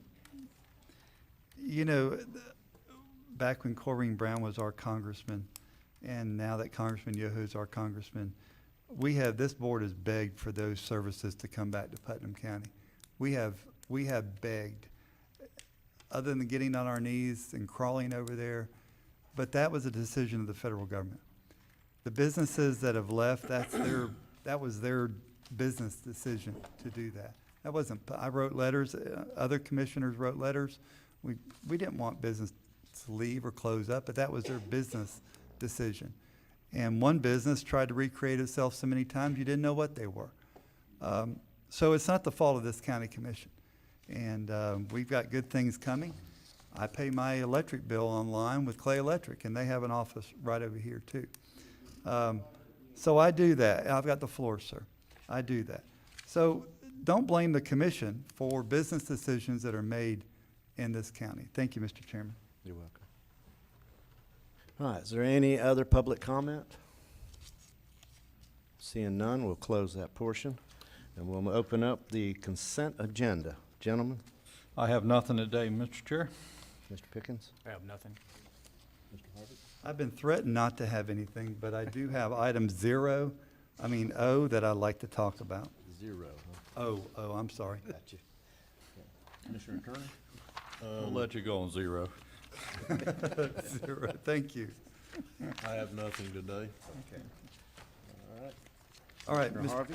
Mr. Chairman, sanitation, talked to Mr. Suggs yesterday a little bit on this item, it's on page 106. My only concern is when the last time we went out to bid on this particular topic. Mr. Suggs, would you like to address that? Yes, sir. I've reached out. I have not been able to have a conversation yet with Mr. Gass, our solid waste director, but I do plan on having a conversation later today. And when I get that information, I'll be able to share it. If Mr. Gass has that information readily available this morning, I'm sure he can share that, but I have not been able to get that information today. Okay, it looks like Mr. Gast has the you. floor. Just for the record, I also had the same conversation with Mr. Suggs yesterday, almost exactly the same one, so. Excuse me, That Mr. Chair, contract I also was- had the same conversation. Okay. Also about 7 o'clock last night. I would have pulled an O if you hadn't, so. I pulled a 0, but an O will work. Yeah. That contract was bid 3 years ago, and it was a 3-year contract with 2 2-year extensions. The vendor had said that they would honor their prices from 3 years ago and continue with the contract. That's why we had asked for the extension. We've had 3 years of escalation, and they're not raising their price for the next 2 years. Are you satisfied with the work that they're providing the county? They are an excellent provider. They were by far the least expensive when the contract was bid, and they do provide an excellent service, and they are there when they say they're going to be there, and they stay until the job's done. Thank you, Mr. Gass. Mr. Chairman, I yield the floor. Mr. Chairman, whenever. Yes, it's my go ahead, turn. Commissioner. Okay. First thing, I'm real bad about not using the microphone. I'm trying to do better. How about you trying the same thing? Okay. I can't hear you. This is just for the mulching contract, correct? Correct. This is It's for, not for pickup, it's not for hauling, I mean, it's just for the bring in the debris, mulch it on site, and then hauling it on site, and then the taking it off site were the 3 prices that were in the contract. what we do, we have not, since I've been here, used the hauling portion of the contract. That's in there in case we have a large amount of material like we did after the hurricanes. And if we needed somebody to be able to do it, we had the contract there. The only thing we use them for is actually grinding the vegetative waste that is delivered to the So landfill. this is only for mulching, That's it. the answer to the question. Yes. Okay. I have no further questions, Mr. Chairman. Yes, sir. Go ahead, Commissioner. Yes, and with Commissioner Turner, it's about the same question as far as hauling. If we were to have an abundance of this cover, could we sell it to the same source that we sold the storm debris to? Could it be hauled there? Because we do occasionally get too much of it, and, you know. This material that we grind at the landfill is also the same material that we give to the citizens for free, that we allow them to take and use as road material for their driveways and, you know, parking areas and things like that. We provide this free of charge to them. We, as a county, have a little bit of a situation on sending stuff to Georgia Pacific. The contract that Georgia Pacific had requested for us to enter into has a non-disclosure clause, and with us being Sunshine, we cannot honor that type of restriction that's placed on us to enter into a contract with them. But under the storm management situation, you were able to do it. We did not do it. The prime contractor Was. entered into an agreement with Georgia Pacific, not through the county. All right, hold that thought. Mr. Manning, is there some way we can go around that? Because we do get this stuff built up and look like little mountains out there, and it could be a revenue stream is my point here. Not the county directly. Okay. Being a revenue stream, the actual cost for transporting it would probably equal or exceed the cost of revenue that would be generated from it. All right. Thank you. Mr. Chairman. Just a second. You finished, Mr. Commissioner? I'm done.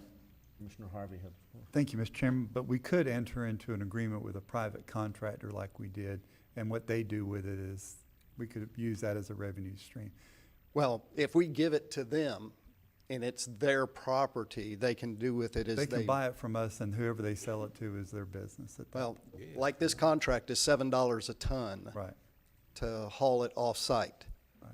They're only paying like And $2.50 a ton. And I remember when I first got here, contacted the biomass plant. They didn't want it because there could be some debris in there that they had to have 100% cleanliness or whatever it was, and they weren't interested in it over in Alachua County. So. Correct. Okay. They didn't want to kill the termites. Yeah. Thank you, Mr. Chairman. Okay, Mr. Turner? Okay, so like we established earlier, that we don't use the hauling portion of this, or we haven't used it in the past. We have not. It's there in case of an emergency situation. If we lose our trucks to be able to transport it around while they're grinding it, they would be able to transport it for us. Is it saving us money to use this as part of our landfill cover? I read somewhere in either this presentation or another one that we could mix this about 50-50 with the dirt from the landfill and use it for part of our landfill cover. That's still accurate? That is what we are permitted to do. We utilize the vegetative waste. We use 50% soil component, 50% ground vegetative waste component. In doing so, it extends the life, but also still provides the fireproof barrier that's required on the daily cover. Plus, one of the advantages of utilizing the vegetative matter in there is wood chips are a natural odor absorber, and it allows for the daily cover to help decrease any of the odors that may be generated from the landfill. Okay, thank you, Mr. Chairman. You're welcome. Is there any other comment? Good. Mr. Chairman, I move approval of the consent agenda items A through O. Second. All right, we have a proper approval, proper second. All those in favor say aye. Aye. Okay. The agenda moves. Anybody against? Same sign. Okay. Honorable Tim Smith. Thank you, Mr. Chairman. We have no items today. Okay. And we have public hearings. Is this something that you're going to open up here? I'll go Mr. ahead and Manley? take that, Okay. Mr. Chairman. This first public hearing is for an ordinance of the Board of County Commissioners of Putnam County, Florida, relating to the Better Place Plan, providing an amended general description of the infrastructure projects to be funded, providing for severability, and providing an effective date. Basically, to put it all in a nutshell, you can obviously read the specifics there, starting on page 123. In adopting the Better Place Plan ordinance previously, both in 2002 and 2015, the ordinance provides for, it has an attachment, Exhibit A, which lists what it called the type of projects that would be paid for under Better Place Plan or using Better Place Plan funds. The ordinance goes on to talk about that, among other things, the amounts would be used to finance, plan, and construct infrastructure. It defines it as any fixed capital expenditure or fixed capital outlay associated with the construction, reconstruction, or improvement of public facilities which have a life expectancy of 5 or more years, as well as a number of other things, including land acquisition, improvement, design, and engineering costs. It goes on to actually, when it went before a vote in the referendum vote itself stated that if approved, which it was, Putnam County will build roads. It lists a number of other things, and it includes building or expanding government buildings and community centers. Specifically as to Exhibit A, the project list, which again was listed as the type of improvements contemplated. The ordinance allowed for amendments to that project list to be made as deemed necessary. So this was discussed, I guess, about a month or so ago. It was brought up that we should maybe amend that project list to include the animal control or facility that we currently have $750,000 budgeted to go towards that. I looked, thoroughly through the ordinance and the statutes. I feel that although it is a project that is covered by state statute, and this is somewhat redundant, it is crossing our T's and dotting our I's to go ahead and officially, and I think by ordinance would be the appropriate means, amending that Exhibit A to include the animal control facility, and that's what we have before you today, and it is a public hearing.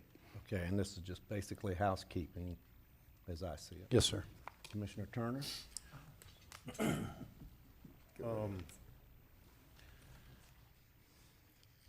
I did some research on this, and I'm actually the one that found that the animal shelter wasn't on it. And before we start this discussion, I want everybody to perfectly understand that I am not against building an animal shelter. In fact, I am for building an animal shelter. I would just like the opportunity to be brought up to date on what has gone on for the last 3 or 4 years, because I've only been here a few months.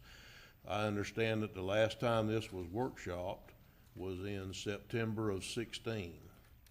And so only 2 of the 5 commissioners were here at that time when it was discussed. I'm not saying that it's not the correct way to fund it through Better Place. I don't know. I'd just like the opportunity to talk about it and be brought up to speed.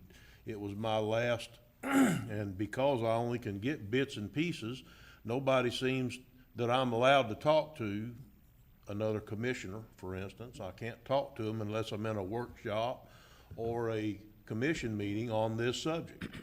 So I would like to workshop this item and talk about it and let the people like Commissioner Lible and Commissioner Harvey, who were here before us, maybe they could shed light on where we are and why we selected the Better Place plan versus something else. Maybe, I don't know. I just would like to be brought up to speed, and I'm certainly not against this project. I'd just like to have the opportunity for somebody to bring me up to speed and let me know what's going on. I don't see a problem with that, Commissioner Harvey. Thank you, Mr. Chairman. I have two questions, one for the attorney, real quick, and, well, actually three. This Exhibit A is types of, and as you referred to, we really do not need to change the types of because it fits in Florida statute that we could do this. Is there any other types of that you would like to make a change if we're making these changes? Have you researched anything that might not fit that our 1 cent sales tax could do to help the citizens of Putnam County? Well, nothing's been brought to my attention that, Okay. for additional projects that we'd like to add at this point. Okay. Also, I was under the impression we were going to workshop this and pull this from today's meeting. So if that's, is that the pleasure still? That would be the pleasure of the board. We had some prior communications, yes, but it was decided to leave it on the agenda this morning, and it would be a board's decision if you wanted to pull it today to move it to the workshop.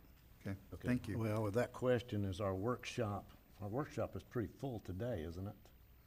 Do Well, we Mr. want to Chairman, include it? if I could, please. Yes, sir, go ahead. I would like to ask Commissioner Turner and Harvey or any other commissioner here that if we could have a dialogue on this today, and I would have the chance to explain kind of the history. I'd like to have that if I could. Okay. So we want to just postpone this to the workshop today? Is Why that don't our we, consensus? if I could ask, I would like to do that in commissioner deliberation. Let's see if we have anybody from the public, since this is a public hearing, that would like to speak on the matter, if that's okay with other commissioners. It's fine with me, Mr. Chairman. I would just like it, I would like it to be explained to me in a non-pressure situation, to where we're not grandstanding over this animal control facility, because that's not what my intentions are whatsoever. And I know that it's a project of yours, and I'm not trying to get in the way of your project. I would just like somebody to explain where we are right now. I'd be happy to do it. I understand that, that the property that was donated may or may not be suitable for the building. I don't know. I hear rumors too, but I'm not allowed to talk to the knowledgeable people about this until I'm in one of these meetings. Okay. So I was hoping we could do it at workshop, but if you'd rather do it today during the meeting, that's fine with me. If we could put it off to the end of the meeting. Let's make that decision after I do my presentation. Let's hear from the public, please, Mr. Okay. Chairman. At this point, we'll hear from the public on this, on the animal shelter project. I'd seeing no public comments. I'll turn it back to Okay, Commissioner thank you. Lible. I appreciate the floor. Commissioners, I don't have to really go back too far in history to know that we have a very dark past when it comes to animal services in the county. It's been a service that was one time at the service of the Sheriff's Department. And it wasn't, in my opinion, I'll just say it, managed correctly. We had a high kill rate, euthanization rate there, sometimes as high as 500-600 animals a month. And when I was assigned to this committee, it was a daunting task to hear from the public constantly. I've been the subject of a viral email. I don't know if any of you have ever done that before, but the subject so controversial, you get hate letters from all over the world, even New Zealand and Australia. And it was stuff that was out of your control, but I decided to do something about it. And it's been a long road, 10 years to be honest with you. And we've tried different things, adoption centers, and eventually the previous sheriff got so frustrated with the situation and this public perception that I'm speaking of, he just dropped it abruptly and gave it to the county administrator, keys and all. And then Commissioner Harvey, you were here, and we had to take it and assign it to a department. And God bless planning and development, they did step up and keep it going. And actually, it's been a blessing in disguise. We've come out of the dark into the light. And what we really need to do is come out of the landfill with a building, and that's our intent with this. We started a discussion many times. I know you referenced September of 2016. There was a purpose for that, Commissioner Turner. That was to get it on the appropriations agenda for our legislative delegation to represent in Tallahassee. That was 16 where we were turned down, and we were advised at that time that for a project of this size and for the legislature to be interested in helping fund it, we needed to show partnerships. Well, we did get those partnerships. We pledged these Better Place plans at that time, Better Place plan monies, in the tune of $700,000. And then we had a generous land donation from a businessman here, Carl Beck. And its worth is about the same. So when we coupled those two together and went to the Florida legislature with our same consultant and representation this year, it was looked upon favorably because we had those partnerships the legislature was looking for. Now we included the legislature, so we got 3 legs to the stool, and it cleared its first appropriations committee and is projected to go through, hopefully, and not meet the governor's veto acts this year. And if that happens, we could use up to $750,000 of Better Place plan monies. I'm not advocating if we don't need to spend that, because I know you're being very conservative on that, and I appreciate that, I really do. But we don't have to spend it. But if we can get this $500,000 from the legislature, and the land does prove to be buildable, and if it doesn't, we have a backup plan, which I'm sure you're familiar with, to even go forward. So that's where we are in a short historical right now, and I would appreciate support on it, because it's not been a short thought pattern. This thing's been really a mess for a long time, and I think that this commission has grabbed it, coupled with our legislative delegation. We're going to bring it into a shining example that the rest of the nation can look at. No rural county will have, if this becomes fruitful, no rural county in this country will have these type of animal services. Only big cities with big resources. So we've really worked it amazingly to this point. And with that, I'll be quiet, and I appreciate the support. And if we want to go on to a workshop with it, I'm prepared to do that too. Thank you. Okay. Commissioner Harvey? Thank you, Mr. Chairman. Commissioner Lible, you did an excellent job in presenting the facts as they were presented. We took a beating for many years, and you hung in there. And on behalf of all the animals, I thank you. You really stepped out and did a yeoman's work on this. Thank you, sir. Planning and development and the staff. Lisa Suarez is in the room. Yeah, Lisa, that needs the credit right there. No doubt. She's done double duty for a long time. I want to say we have other partners that we don't know about. I mean, people do know about them, but if you ever visited the facilities out there at the landfill, it's not a good place to go adopt. And you've even took animals with the department to other locations, even right here in the complex, to get them adopted out. So a lot of work has been done, but the vision that Mr. Beck had was a situation where you could go there in a non-threatening, clean environment. You could interact with the animal and take it for a walk and visit and see if you're willing to adopt. And I think that's a perfect vision of where Putnam County, we don't want to be a kill place. We want to be an adoption place. Commissioner Harvey, we have not euthanized since March of 2015, and I'm proud of that fact, and Lisa has led that effort. That's right, but she's done a lot of work, taking animals all over from visiting counties to get that done. She sure has. So, Commissioner Lible, I stand with you. I believe that this is a good thing to move forward with Putnam County, and I would love to talk about it more at a workshop if that's where we're going with this. Did you have any? Yes, sir. Yes, sir. Like I said to start with, I'm not against building this. I want that perfectly clear. I'm not against building. In fact, I'm in favor of building it. I started this conversation with that. I just wanted the opportunity to gain some history and to maybe find out where it's going to go from here and how we're going to proceed. Are we going to, where are we at in the process? What is our next step? I don't think that we have to stop what we're doing here today to add animal shelter to that.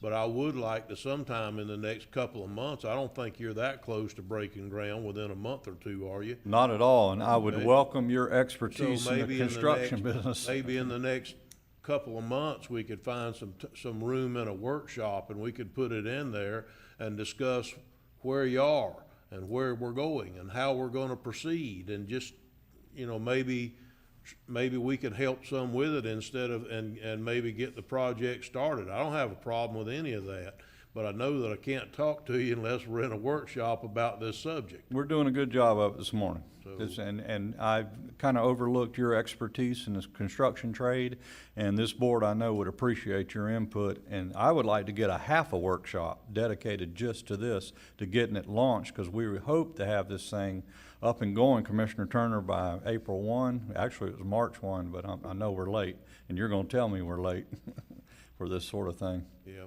Mr. Chairman, with that being said, I move that we send this ordinance forward on the first reading of this ordinance. Okay. Mr. Mayor? Second. I was going to kind of hold it until. What was I waiting on? Mr. Manning. No, that's okay. I just wanted to clarify that it's only one reading for this ordinance, so it would, if you all approve this today, it passes. And just to clarify, again, this won't commit you all to anything other than it's just adding it, as a type of project to the list on Exhibit A. I think it's a great idea to obviously continue that conversation, and there's a lot of bright people sitting at that dais. And certainly Commissioner Turner's got a lot of experience in construction and can be very helpful, so I think that's a great idea to continue that discussion. And the only other point I wanted to make is that the $750,000 that we're talking about of Better Place plans is in this year's budget for Better Place plans, and that was part of the discussions during the budget meetings as well. So, but again, this just is adding it to the list of potential projects, of the type of projects, and certainly doesn't commit to spending any of that money until you all are happy with what we're going to be doing, and you'll have a lot of input throughout the process. Okay, Mr. Suggs?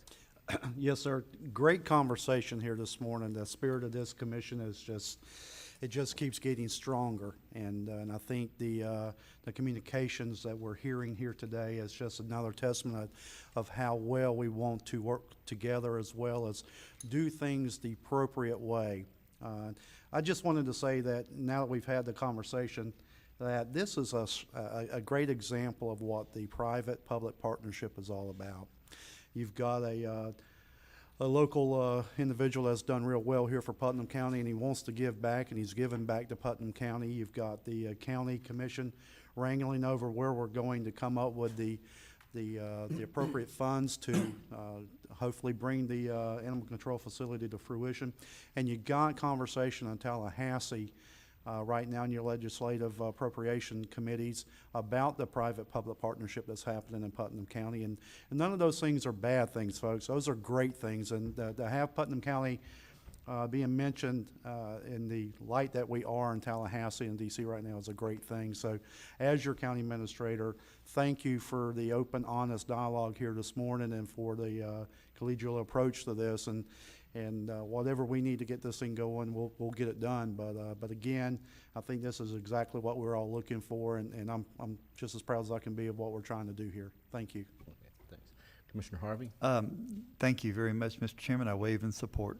Okay. We learned that last week in Tallahassee. Yes, sir. Well, we've had a proper first and we've had a proper second. I just have a comment. Can we make sure, Mr. Suggs, that we do, when we put this on a workshop agenda, that it's not a full agenda, where we do, at least half a workshop to this? I think it merits that attention. I agree. I think you're absolutely correct, and I think with the skill sets and knowledge of the 5 elected officials that are sitting here today, that will be an excellent opportunity to vet a lot of this out and have a lot of input from each of you in your areas of expertise, and I would love to have this scheduled for a half-a-day workshop. Okay, we can do that in March?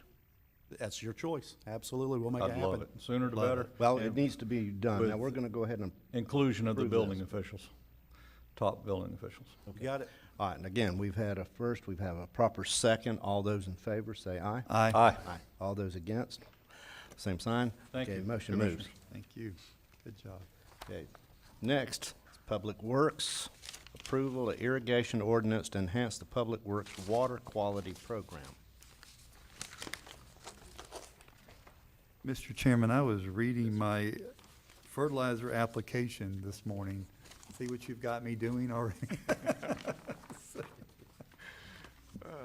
Yes, sir, this is the ordinance we discussed at one of the workshop transportation meeting. One of the comments made, I did contact Water Management District.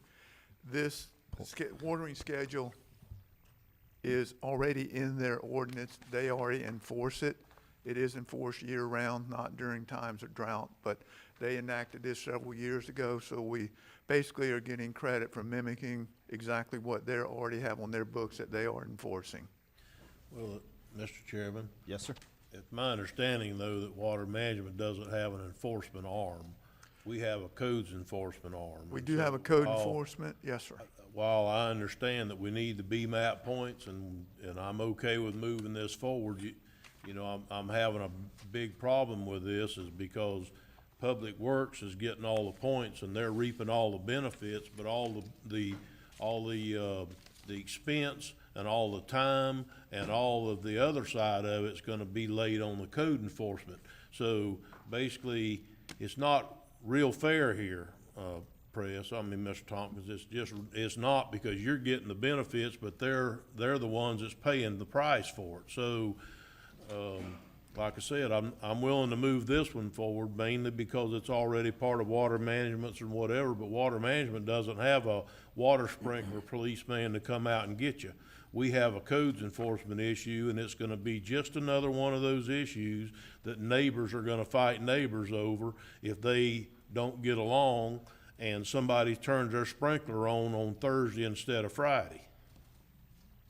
I cannot disagree with you on that, but in talking with the district, they've had people that are reported to them, and they do send letters out or enforcement action to tell people about the watering schedule. So I don't know if they actually have somebody can go out and do it, but they do take part somewhat in an enforcement side of it. And I agree with what you're saying, but I don't want to say, you know, this benefits Putnam County as a whole. This water quality credits we get affects the county as a whole, not just Public Works. We just happen to be the agency that got designated to spearhead the water quality issues that the county was saddled with by the state and the federal government. So it is a county-wide issue, and it is a county-wide credit. And I do agree with you that, yes, code enforcement will probably get the brunt of some of it, but for the betterment of the county, I think it is a good way to go. Well, before we finish, I think that we ought to discuss the enforcement and penalties in section 8 on page 131. I know that we looked at it in workshop, but after reading it again, I think perhaps those may be excessive. I mean, first contact is a written warning. That's not excessive. But the first violation is a $118 fine. And the subsequent violations, if your sprinkler comes on the wrong day or whatever the case may be, it's a $268 fine. Now, if I really wanted to be ugly, when you weren't home, I could go over and turn your damn spigot on, and then all of a sudden you got a $268 fine. So I think we need to look at this a little closer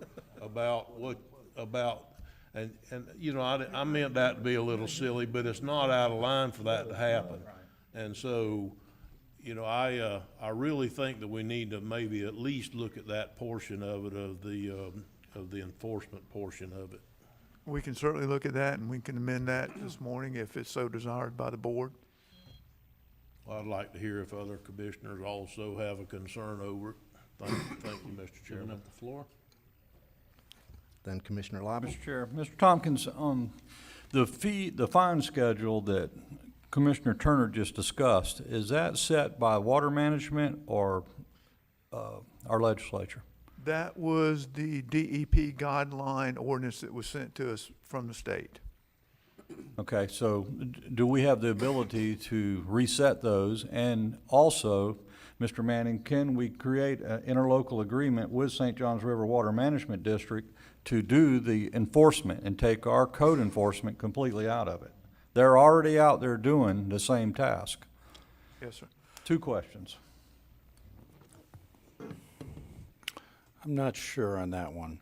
And the reason why I say that is the statutes in code enforcement matters. The statute set forth, who has responsibility and who can do code enforcement. I know that we can have interlocal agreements with other, say, municipalities, but the Water Management District is another issue in and of itself. So that's something I would certainly have to look into, because I don't know that we would be able to do that. How about the fines while you're doing that research, Mr. Manning? Could you see the fines? I agree with Commissioner Turner. They're ridiculous. Oh, the fines? Well, those aren't set by statute. Well, DEP and says. Mr. Thompson could. These are guidelines they sent to us. We do have the ability to change those guidelines. Yeah. I guess the question would be that maybe we don't know the answer to is whether they would accept lower penalties and still give us the BMAP credits. It's worth That's asking. something that might be worth checking into. But I would like to not put anything else on planning and development and codes enforcement therefore. So if we can come up with that interlocal agreement with, the already established enforcement or regulators that they have out there, let's do so. Okay. That's it. Commissioner Pickens?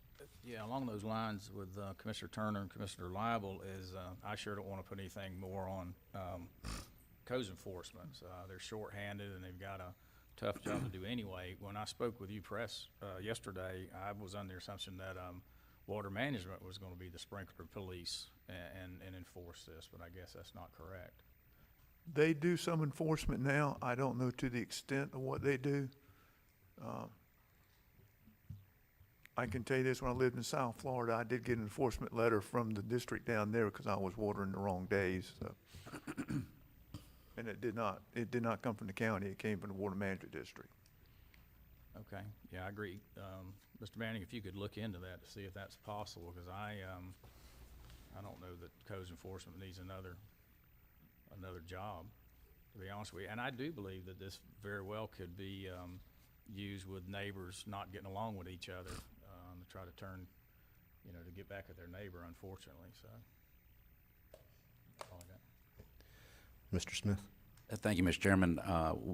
While Mr. Manning is researching some of these items you talked about, it might also be interesting for you to know what's the distribution of those fine amounts once they're collected. Because they usually don't stay here. So you take all the risk and all the work and someone else collects the money. So I would look at that too. Good point. Mr. Chairman, with everything and all the questions that we brought, I know that we had workshopped this previously, but all these questions didn't come up at workshop that day. It took some additional research and reading it again after the changes that were made that day for these to surface. On this particular ordinance, personally, I'd rather it didn't go forward today. I'd rather it either go back to workshop or let this research be finished that Commissioner Liable requested and Mr. Smith also thought we should find out about and let's see what we're doing before we just blindly send things forward. Mr. Suggs? Oh, I couldn't agree more. I think this is a great opportunity for us to look into some of the things that we're discussing here today. But, this might be a perfect opportunity for us to implement some cross training, and if we need to get some more eyes and ears out in the field as far as things like this, our public works staff is all over the county, and this might be an opportunity to alleviate some of those those burdens on our code enforcement department, which is already overwhelmed, and do a little bit of cross-training so we can have staff out in the field that's just as viable of doing those jobs as others in, in code enforcement. When you started, I thought you were volunteering. No, I've did my time, Mr. Turner, and Commissioner Turner in codes, and I kind of like where I'm at now. He doesn't have much to do right now. Commissioner? Mr. Chairman, thank you, and I concur with my fellow commissioners. I think this is excessive, and I also think that Public Works could probably take more of a lead on this issue, and once we open it up for the public and close it, I think it'd be a good idea to table this until we can bring all these questions in for a landing. Okay. Mr. Manning? Since this is a public hearing, 2 points. One, we still need to open it up for public comment. 2, based upon what I'm hearing, although this may sound strange, I would ask that somebody move that we adopt the ordinance with a second, and then at the vote, obviously y'all can vote for or against at that point, and if it fails, then certainly I think the administrator understands you all want to workshop this. I understand what you would be looking for from me, and I believe Mr. Press understands what you're looking for from answers from him as well. Okay. So you want us to vote for something that might die? Hold on. Yes. Mr. Okay, Chairman. so we're going to open it up for public comment.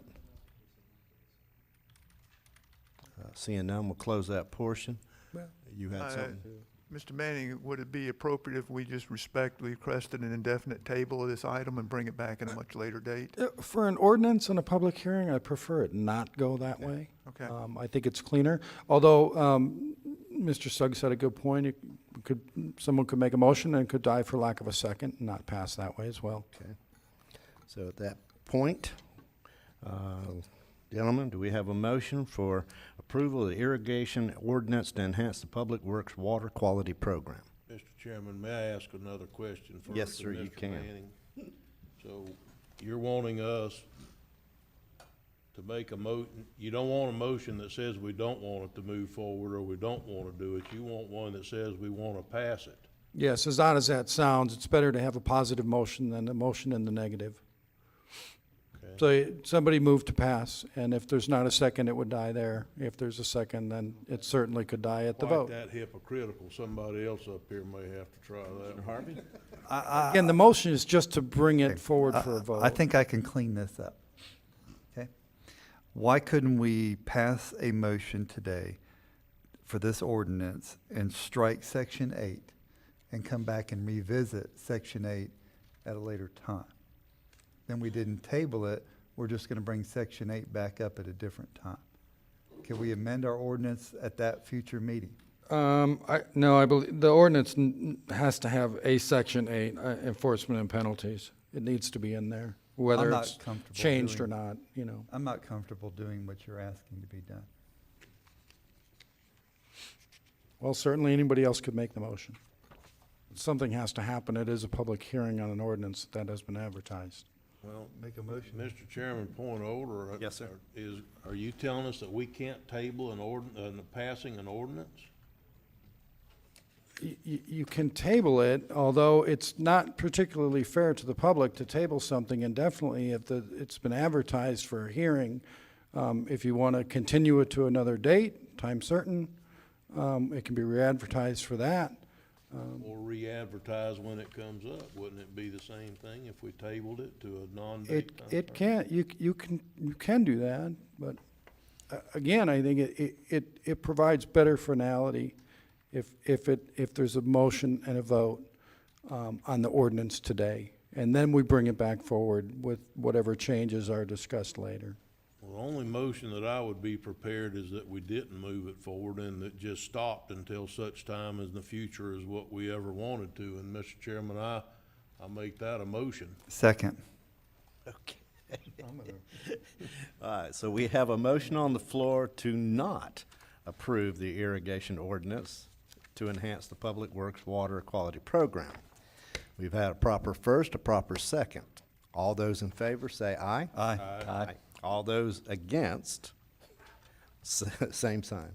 Okay, Motion approves not to approve.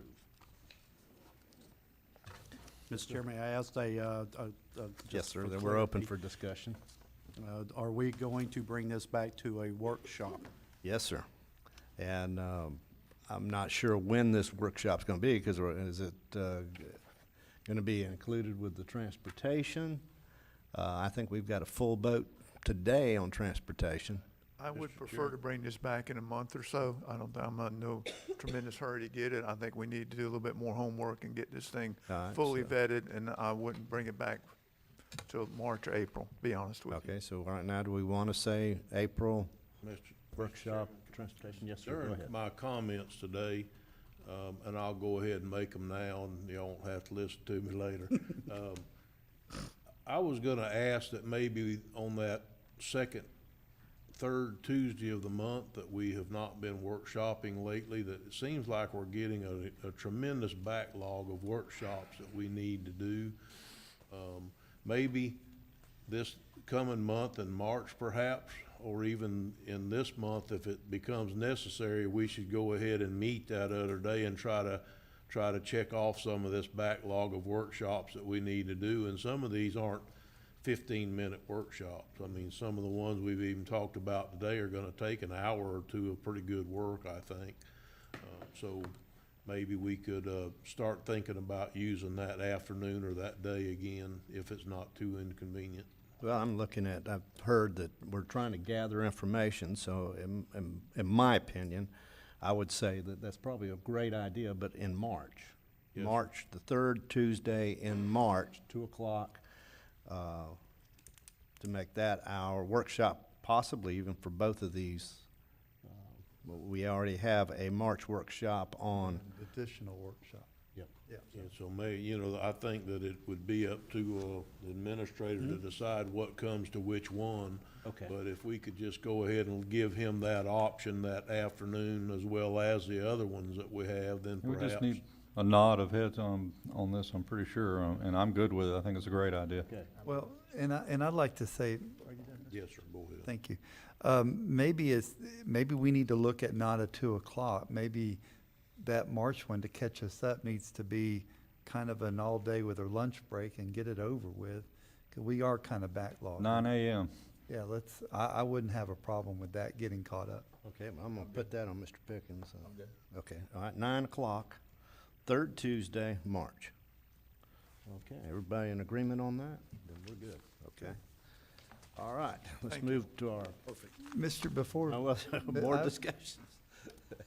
Keep in mind the duties that we talked about today when you bring that back to us. Yes, sir.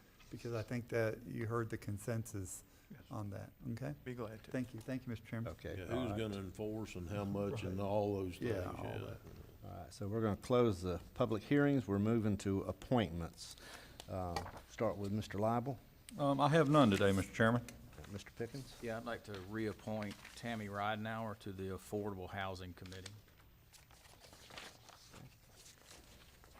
Okay, Mr. Turner? I have none today, but I do have a question, Mr. Chairman. The at-large members of these committees, are they appointed by the chairman or as from a member of the board, or, it's usually by the chairman, or if that person's in that commissioner's district, how does that handled? I'm gonna have to have Mr. Manning. At-large appointments those are the ones that do get voted on by the board, so any one of you can bring an appointment forward for consideration by the full board, and then it would be voted on. With that being said, is Mayor Hill, anyone talked to him to see if he wanted to continue on that committee? Could we ask maybe between now and our next meeting, if he desires to continue as the at-large member? Looks like he's been off since the end of the year. He may desire to be off, so if we could find that out, please. Thank Very you, good Mr. question. Chairman. I just happened to see Mayor Hill a couple days ago. I didn't even think about it. Commissioner Harvey? I have none, sir. Okay, and I have none.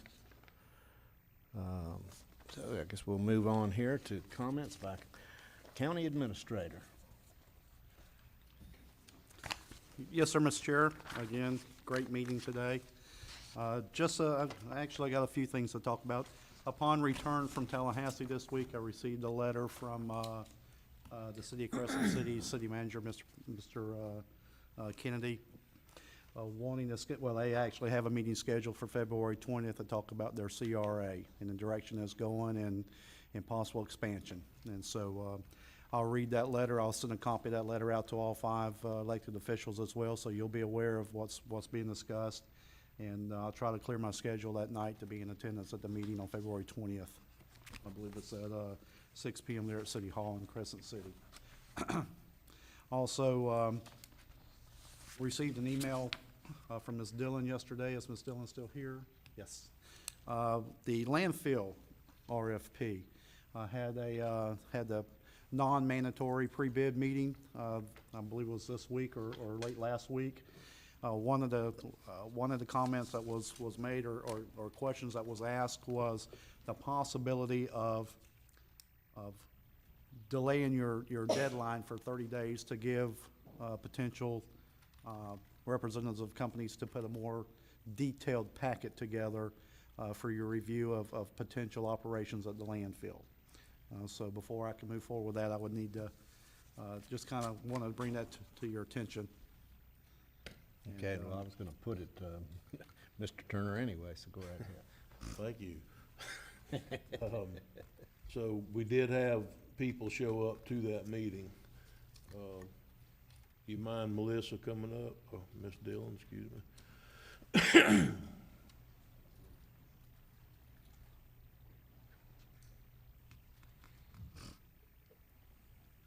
Good morning. Good morning. So you did have people? Yes, we did. We held a meeting yesterday morning, and we had 7 companies with multiple representatives from each of those companies attend the meeting. There was a fair amount of interest. But then, as Mr. Suggs said, following the meeting, we did have a request to extend for at least 30 days so that the companies would have an opportunity to prepare full and complete packages.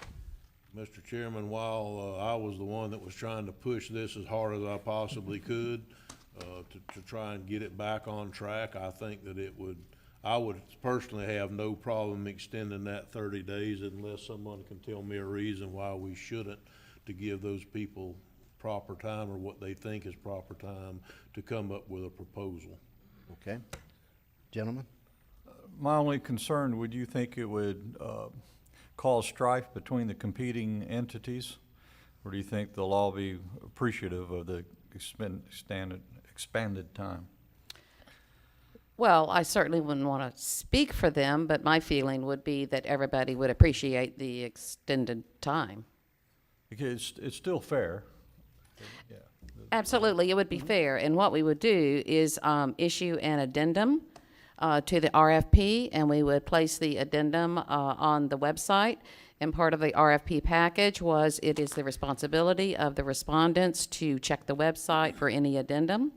And we would also let those that came to the meeting yesterday know that we were going to do that. So we would try to be as public and as fair and as transparent as possible. I have no problem either. I would, if I might, Mr. Chair. Yes, sir. In doing that, in that addendum, certainly specifically address those that have already submitted a proposal, that this includes giving them an opportunity to revise or amend their proposal. Right, and no one has submitted a proposal as of this time. Oh, okay. Oh, great. All right. Good. Mr. Gast? One of the big reasons that they were, excuse me, looking for an extension is the people that came to the pre-bid meeting yesterday were mainly the office personnel. And in taking on something like this, they would like to have their engineering staff or their consulting engineers to have an opportunity to look at the facility. So I did provide a tour for 3 people that were having to fly back out of state yesterday. And then I've got more scheduled for Monday. And there may be multiple visits that the engineering staff may want to do to, get the actual lay. They may want to shoot some grades. They may want to do stuff to get the actual physical information that's there. So that's one of the reasons that some of the people were asking for a longer time period. Okay, Commissioner? Yes, I think, Mr. Chairman, this is very prudent of this commission to gather all the facts. As you well know, landfills are very difficult to understand, and I've learned a lot in my day, but I think this is prudent of us to give another 30 days to make sure we bring this plane in for landing and it's the correct plane. Thank you, sir. Okay, Commissioner Pickens, I'm just gonna, I agree. okay, so, agree. Mr. Chairman, do we need, can I ask a question of You sure council at can. this point? You most certainly Do can. we need to move this forward by consensus or by vote because it is an addendum to an existing, how do you want us to handle No, it this? doesn't have to, actually, just the discussion we've had here is fine. It's actually an administrator level decision, and he just Consensus wanted and to. Ms. Dillon can go ahead Yeah. and send her addendum out? Absolutely. Okay, thank you. Yes, sir, go ahead. Just going to say thank you, Mr. Chair. My next item, again, while I was out of town last week, I received a request from Rebecca Manning of the USDA. They would like to hold a prosperity roundtable here at the chamber room here on March 2nd. I got the email, and I will just, if you'll just bear with me, that there's 5 event purposes, and this is what their tentative agenda would look like. Would be to serve as a venue to share best practices in addressing rural challenges, educate rural development stakeholders about the rural development, or how rural development can assist with grassroots solutions to addressing rural challenges, educate rural development leaders about local/regional points of view on challenges facing rural communities and people nationally, serve as a networking opportunity for local, regional, congressional, and federal leaders who foster better collaboration with tackling rural challenges. And 5th would be the improve rural development's relationships with key congressional leaders. Their list of anticipated participants would be the state congressional delegation or their staff, state government leaders such as maybe the governor's office, state economic development officials, local utility co-ops to include electric as well as broadband and water, local community development organizations, and local leaders in healthcare and education. So they reached out to me while I was in Tallahassee. I don't really see a concern for allowing them to use our facility to facilitate this meeting, but again, I want to bring it to the Board of County Commissioners for your consensus on this approval. They're going to take the lead on this. It's their project. We'll just be giving them a facility to host the event. Okay. Any discussion? That's fine by me. I think anytime we can bring awareness, we're good, so. Anytime we can help USDA as much as they do for everybody around here, I'm in. That's right. Okay. Tallahassee, I think our trip was phenomenal. I think we had a good showing in Tallahassee. The folks that we met with was very appreciative of us being there.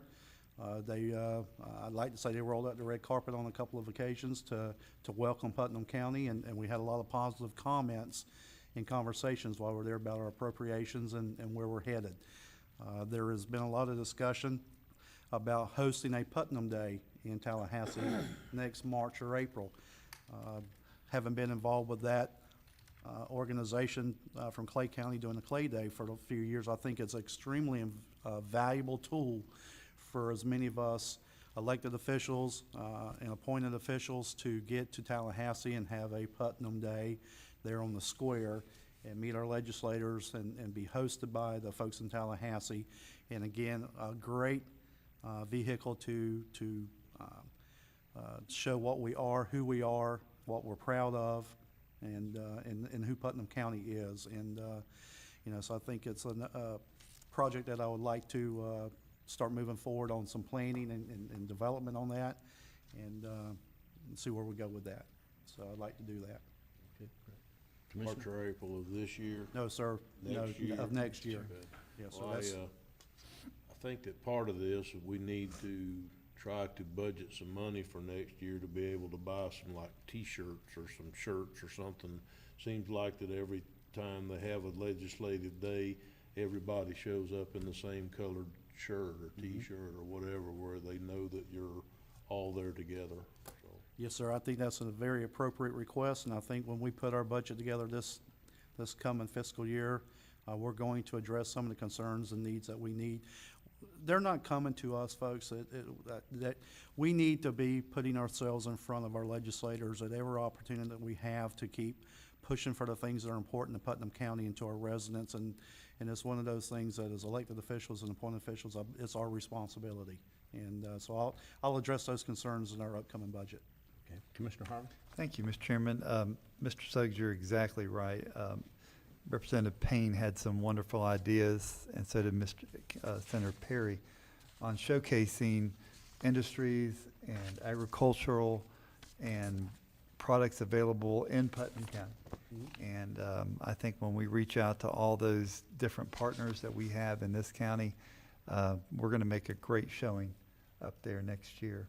And I look forward to that, sir. Thank you. Excellent, very good. And Mr. Chairman, my last comment for today is also while we were in Tallahassee last week, I was included on an email chain regarding the payment of our solid waste fees that were court ordered by the on behalf of the Palatka Housing Authority. There's been a tremendous amount of conversation back and forth in electronic format, and if it's okay with you, I'd like to turn this portion of my conversation and in my comments here and allow our county attorney to bring you commissioners up to speed on the conversations that's been taking place. Okay. So, last time we had the joint meeting with this board and the Palatka Housing Authority. There were some questions that you all had, that the county had for Palatka Housing Authority. As you should remember, we scheduled a follow-up meeting so they could bring back answers to those questions that they were going to address with their outside auditor. After that time, we received a request from Palatka Housing Authority to cancel that meeting because they intended to come write a check for what was owed. They also expressed an interest to then have some further discussions going forward. Well, today I read in the paper a very interesting quote, which said, once they give us a number, we'll give them a check. Well, we've given them a number, and we haven't gotten that check. And the reason why that we've been not given a check, or what they're telling us, is that they don't agree with our number. But as their CFO, Steve Velling, indicated, they were able to reconcile their spreadsheet with ours. So there's no disagreement between the Palatka Housing Authority and the county as to the amount that is owed post-judgment. They are disagreeing with us on the judgment amount. As I've indicated to them, that was litigated. We went to court, and the court decided what that amount was. That was appealed, and they lost the appeal. That amount is now set in stone as far as I'm concerned. The time to have litigated the amount of the judgment was in the court case. The county has spent tens of thousands of dollars in this matter that we are not going to now relitigate the judgment amount. And my expectation of them is that they pay the judgment along with the rest of the amounts due, which they do not disagree with. We haven't received that yet. So what I am asking of you all is basically direction to provide them maybe a little bit of notice to the board of their board of directors, as well as their CFO and CEO, that we expect payment by a date certain, a very short period from today. A few days at most, and then wish to move forward with additional court action to enforce that judgment. You need a motion to do that? Would you like us to No, I just need discuss doing direction. that? I just want a direction from you all. Well, I don't mind starting, Mr. Chairman, if you don't mind. No, you go right ahead. Like, council said, we had a meeting, and I thought it was crystal clear. And then, they sent notice to us that they were gonna pay. I saw an email or something in that. And then the last thing I heard before today was just like council said, I also read in the paper this morning, we couldn't agree. I think they're just playing us. I think it's all just a tactic to play us. I think before we meet with them again, I think other than in court or that we talk to them again, they need to write us a check. They need to fulfill the obligation that they agreed to fulfill. And then we can go back to discussing or meeting or whatever. And that's just my opinion. I think they should fulfill their obligation from their court, from their appeal, and write a check. And that's my opinion. Yes, sir. The amount that was agreed upon initially. Yes, actually, specifically, they were provided an amount which includes interest on the judgment due through last Friday, so there will be some additional interest, but we could certainly put that on the next invoice. But that amount, including interest due through last Friday, is $239,735.41. Mr. Chairman, Yes, sir. this has gone on far too long. And they stood here before us, and we're gonna come back. They canceled the meeting for, if I'm not mistaken, tonight. Because we had questions, because we saw their books, and we saw different bank accounts that they had. And they were hem-humming around trying to figure out how they can justify not paying us. Then they agreed to pay us, and now they don't want to pay us again. And I tell you, this commissioner, if they don't have their money here by Friday at 5 o'clock, then I feel like, I mean, I've got plenty of ink pens. Don't take that long to write a check. They got till Friday to get us the money, or we'll do some other court action to make sure we get our money. That's how I feel about that, Mr. Chairman. Okay. Mr. Chair, yeah, I agree with legal counsel and our commissioners, is that they said that they were going to pay, and they need to go ahead and just pay us and get this past us. Yes, sir. Commissioner Lible, do you have any comment? I agree with council just to move forward with your recommendations. I think that hopefully it will provide results. If not, we'll do what we need to do. Okay, so that looks like the consensus is go ahead. I- We're court ordered to pay I have this consensus. amount. This is all in legalities. It is what it is. Does the Friday deadline that Commissioner Harvey alluded to, is that in line with what you were thinking of? Yes. Okay, thank you, because I would also be in agreement with a drop dead date. Okay. But, Mr. Attorney, you still have the floor. Thank you. I have nothing else. Okay. All right. Commissioner comments? I'll start with Commissioner Turner. Thank you, I don't have any today. He promised. Other than to say, you know, I think we're really trying to work together, and I'm very impressed with that. I think staff is working good with us, and I have seen a change in the few months that I've been here, just from the willingness of everybody to try to be on a team, and I think that's impressive. And so I will say that, Mr. Chairman. Very good. Commissioner. Thank you, Mr. Chairman. And speaking of teamwork, tomorrow, my wife and I will celebrate 33 years of marital bliss. Wow. I know, it wasn't blissful all the time, but there was a lot of bliss there. Bless her.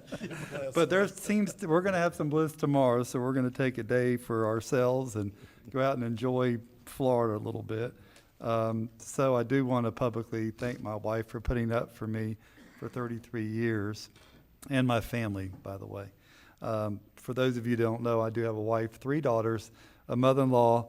I am surrounded by women, so I have no opinion on most things in my neighborhood, or I keep them to myself. Last weekend, the Iron Horse event was a great event. And Bob, you and Putnam Blueways and Trails and the organization did a fabulous job. Learned some things, some of the hard things. But I can tell you that we had runners from all over out there and a good showing.